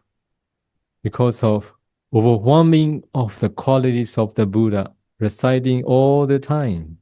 This is what I have done when I was young. It helped me a lot. Okay? It prevent me from dukkha. Okay? Okay, that's why please do. It is not difficult. It is easy. Please make a choice to do what you should. Okay? Okay. Sadhu, sadhu, sadhu, sadhu. Another question. ရတော့ဗျာတပည့်တော်မြန်မာလိုပဲမေးရှားခွင့်ပြုပါဗျာဟုတ်တနည်းအနေနဲ့ဆရာတော်ဘုရားဆရာတပည့်တော်ဟိုအတုပကမ္မထံပြန်တောင်းပြီးတော့အဲ့ဒီညစားပြီးတော့အတုပကမ္မထံပြန်ပြီးတော့ထိုင်ပါတယ်ဗျာထိုင်တော့တပည့်တော်မရဲ့အတော်ဆုံးကမြင်ဘူးထားတဲ့သူ့ရဲ့အလောင်းကောင်ကြည့်ပြီးတော့ထိုင်ပါတယ်ဗျာအဲ့ဒီအလောင်းကောင်ကဟိုပါဇက်နည်းနည်းဟာပြီးတော့ရှားလေးနည်းနည်းထွက်နေတဲ့ဟာကိုတပည့်တော်မြင်ထားရှိပါဗျာပထမ9မိနစ်10မိနစ်ကတော့အဲ့ဒီပေါ်နေတဲ့မျက်နှာကိုပဲတောက်လျှောက်ကမ္မထမ်းရှုနေနေ9မိနစ်10မိနစ်ကြော်လာတဲ့အချိန်မှာအဲ့အလောင်းကောင်ရဲ့သပင်ကနေပြီးတော့တဖြည်းဖြည်းနဲ့မျက်ခုံးမွေးနှာခေါင်းသူ့ရဲ့အဲ့ပေါ်နေတဲ့ရှာအထဲတွေကသွားနဲ့အတွင်းထဲကိုပါလိုက်ပြီးတော့ရှုတယ်လို့မျိုးဖြစ်လာတာဗျာအဲ့ဒါစိတ်ကူးနဲ့ပဲညံစိတ်ကူးနဲ့ကြည့်နေရလားဒီအလောင်းကိုပဲမြင်နေရလားဆိုတာလည်းမသေးကွဲပါဘူးဗျာ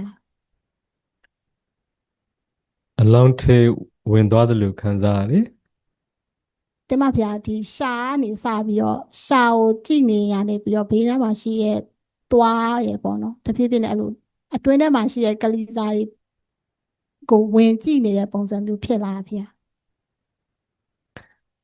မြင်ရလား အများကြီးတော့မမြင်ရဘူးဗျာအဲ့မြင်အပေါ်ပိုင်းမှာမြင်ရတဲ့ရှာနဲ့သွားနဲ့ကိုတော့မြင်ရပြီးတော့အဲ့ရှာနဲ့သွားနဲ့မှာအသက်မရှိတဲ့အချိန်မှာအသက်ရှိတဲ့အချိန်ရဲ့ကွာခြားချက်ကိုတော့ခံစားမိရဗျာ ဟုတ်ပြီ So I should correct you. I should explain the way what you should practice for the repulsiveness Asubha meditation.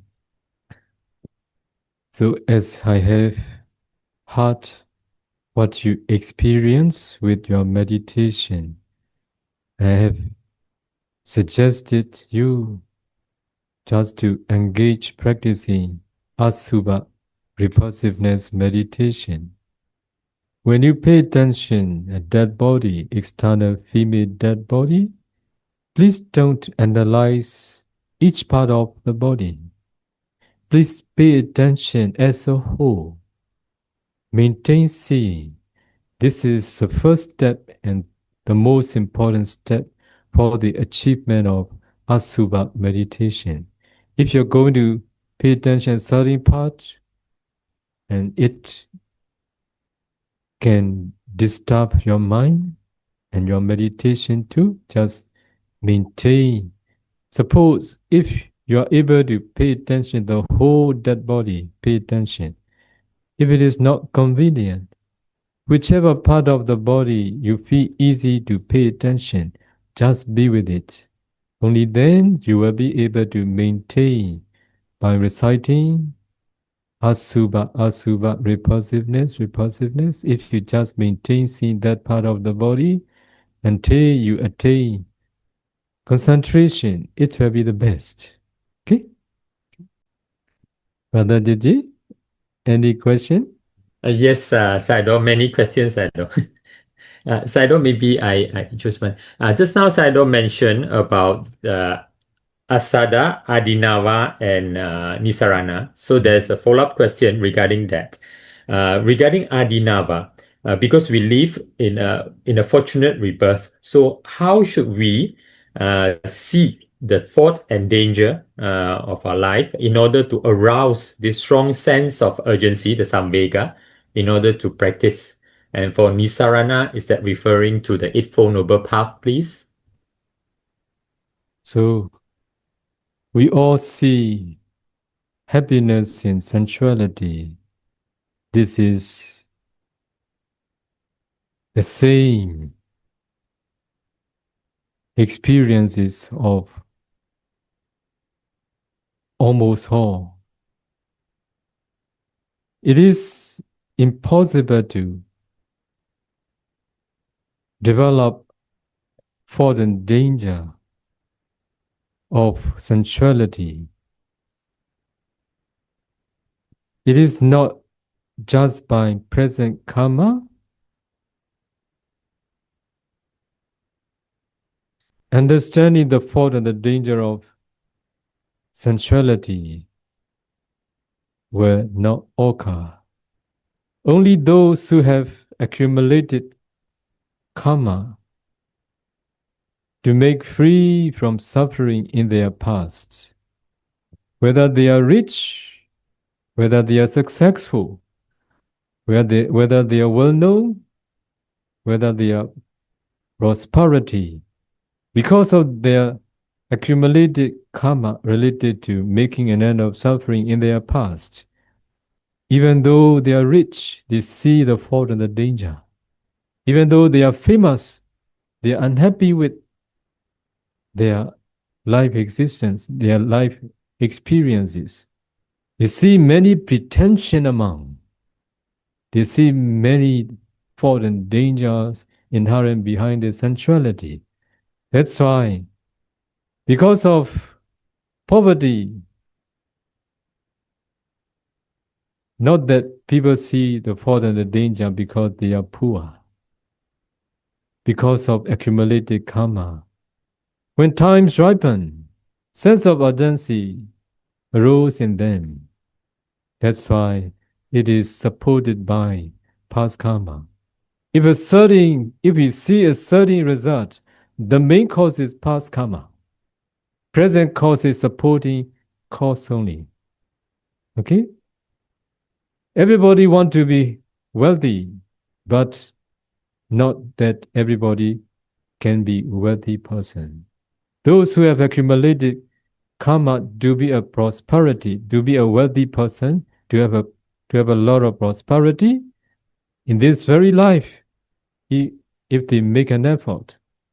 Compared to those who are very poor, those who are very rich, their effort is not strong as poor person. Because of their past strong karma, if they do, such thing happen. Okay, that's why sense of urgency will arise in those who have accumulated good karma with the aspiration to make an end of suffering in their past. So in this very life, if you practice the Dhamma, and if you know and see the Dhamma as they really are, sense of urgency arose at a certain time because of seeing the rising and perishing of ultimate mentality, materiality, and their causes. At that time, sense of urgency is for the eradicating of defilements. The first sense of urgency is to renounce the world. Without the support of past karma, sense of urgency may arise, but not strong. After a few minutes, disappear. Okay? Okay, the last question. Sayadaw, regarding how to watch and control our mind, theoretically, we may understand how we should, and also in meditation, sometimes the mind is clear and makes sense. However, in daily life, when we are facing with emotions, conflicts, worries, the mind gets carried away still by reaction. So how can we train ourselves so that this understanding becomes a stable habit of the mind instead of something that is only understood during meditation?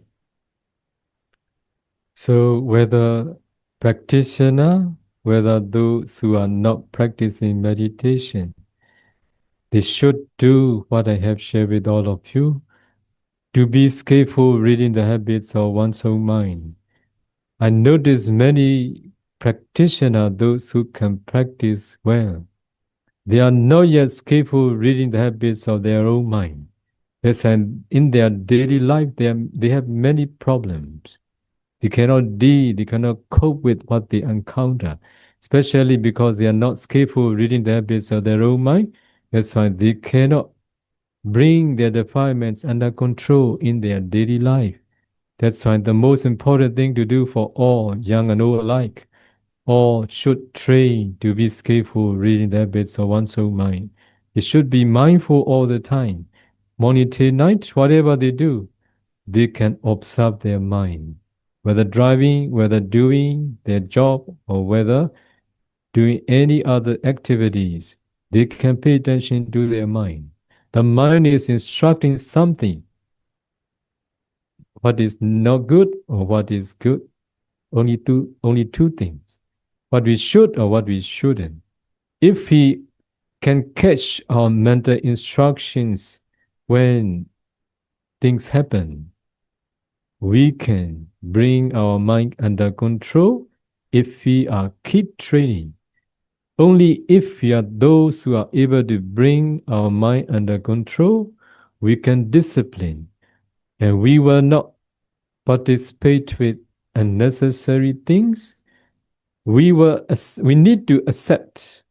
So after training our mind, if we are skillful reading the habits of our own mind, to be able to solve the problems we encounter with external things or internal defilements. What is important? Whether other people blame or complain, or whether other people praise you or blame you, you should be the one who accept everything. Praise and blame will come to all of us. So we are happy with the word of praise. We are unhappy with blame, complain. So we accept when we are praised by, also we participate with. When we are blamed by, we don't accept, but we participate with. Participating is the main cause of suffering. If someone complains, and if you participate with his complaint, you will suffer. And you will think about that things again and again.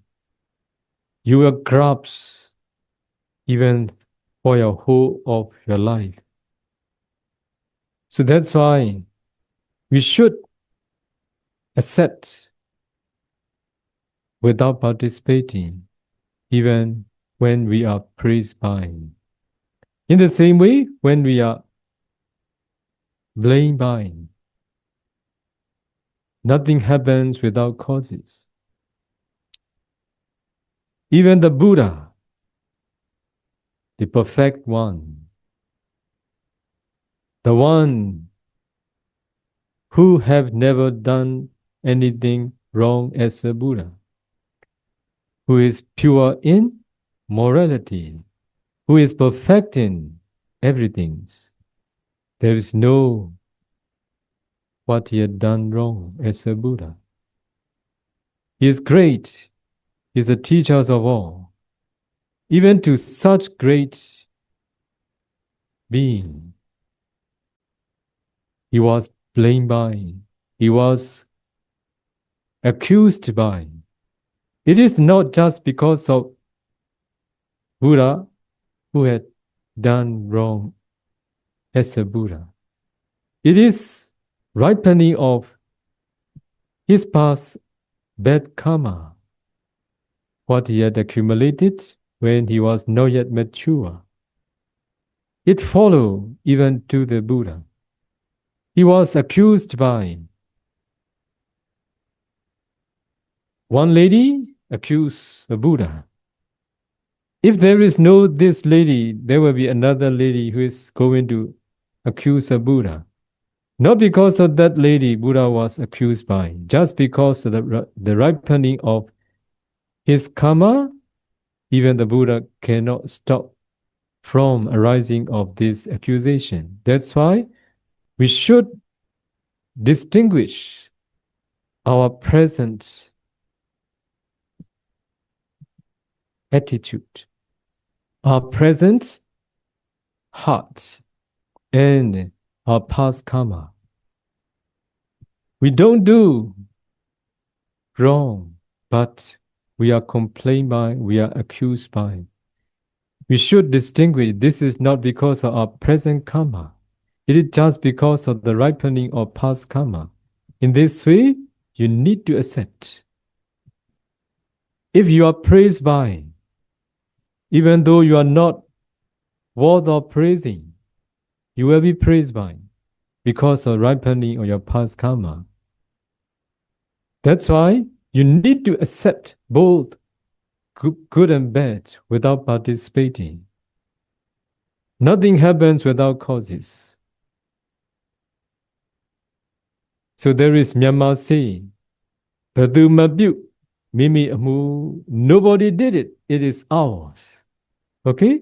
We are praised by because of our karma. We are blamed by because of our karma. Nobody is the main cause. Actually, the ripening of our karma is the main reason. For that reason, understanding law of karma, we should accept both good and bad without participating. Only when we are skillful reading the habits of our own mind, we will be able to accept without participating. Participating is being a slave of defilements. We participate with like and dislike. We should not participate anything good or bad with like or dislike. Just to accept as it is. As it is. Okay? So repeat after me. Idhamme punyam asavakaya vaham hotu. Idhamme punyam nibbanasa pachayo hotu mama punya bhagam sabba satanam bhajimi te sabbe me samam punya bhagam labantu Sadhu, sadhu, sadhu. Now we would like to do Okasa. But before that, maybe for the benefit of some who may not be familiar, maybe if Sayadaw kindly allow me to just explain briefly. So for this Okasa, there will be three parts. Those on the Zoom will be able to see the wordings. Then the first part, we would like to humbly share whatever merits we have accumulated with Sayadaw. May Sayadaw be well and happy, strong and healthy always. May Sayadaw always have the good health and the right supporting conditions to continue to teach meditation, to propagate the true Dhamma, and to bring the ultimate deathless benefit to countless beings. And then the second part, we would like to sincerely and humbly request Sayadaw to kindly share all of Sayadaw's powerful and incalculable merits in all aspects with us. And may we rejoice especially in Sayadaw's supreme merit of guiding many who have come into this world with strong parami to directly know and see the Dhamma. May we too have the right conditions to meet with the true Dhamma, the right teachers, and progress smoothly and swiftly on the path to realize Nibbana in this very life.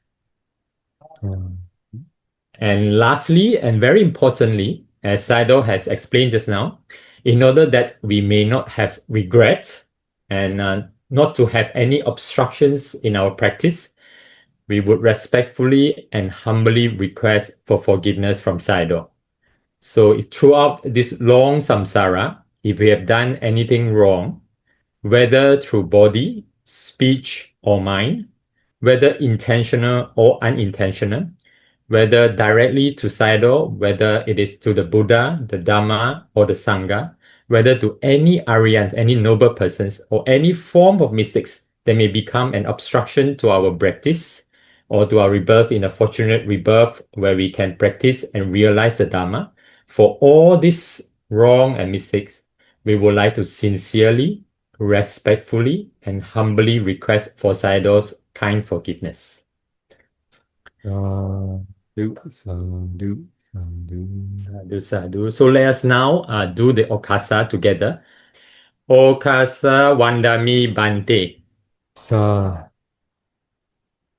Sadhu, sadhu. Maya Katang Punyang Samina Anumoditabang. Sadhu, sadhu, anumodami. Samina Katang Punyang Maihang Databang. Sadhu, sadhu, anumoditabang. Sadhu, sadhu, Anumodami. Okasa Dwaratayena Katang Sabang Achayang Kamatame Bante. Kamami kamitabang. Sadhu Okasa Kamami Bante. Please bow 3 times. Sukhi hotu, nibbana sapajayo hotu. Sadhu, sadhu, sadhu. Thank you very much, Sayadaw. Sadhu, sadhu, sadhu.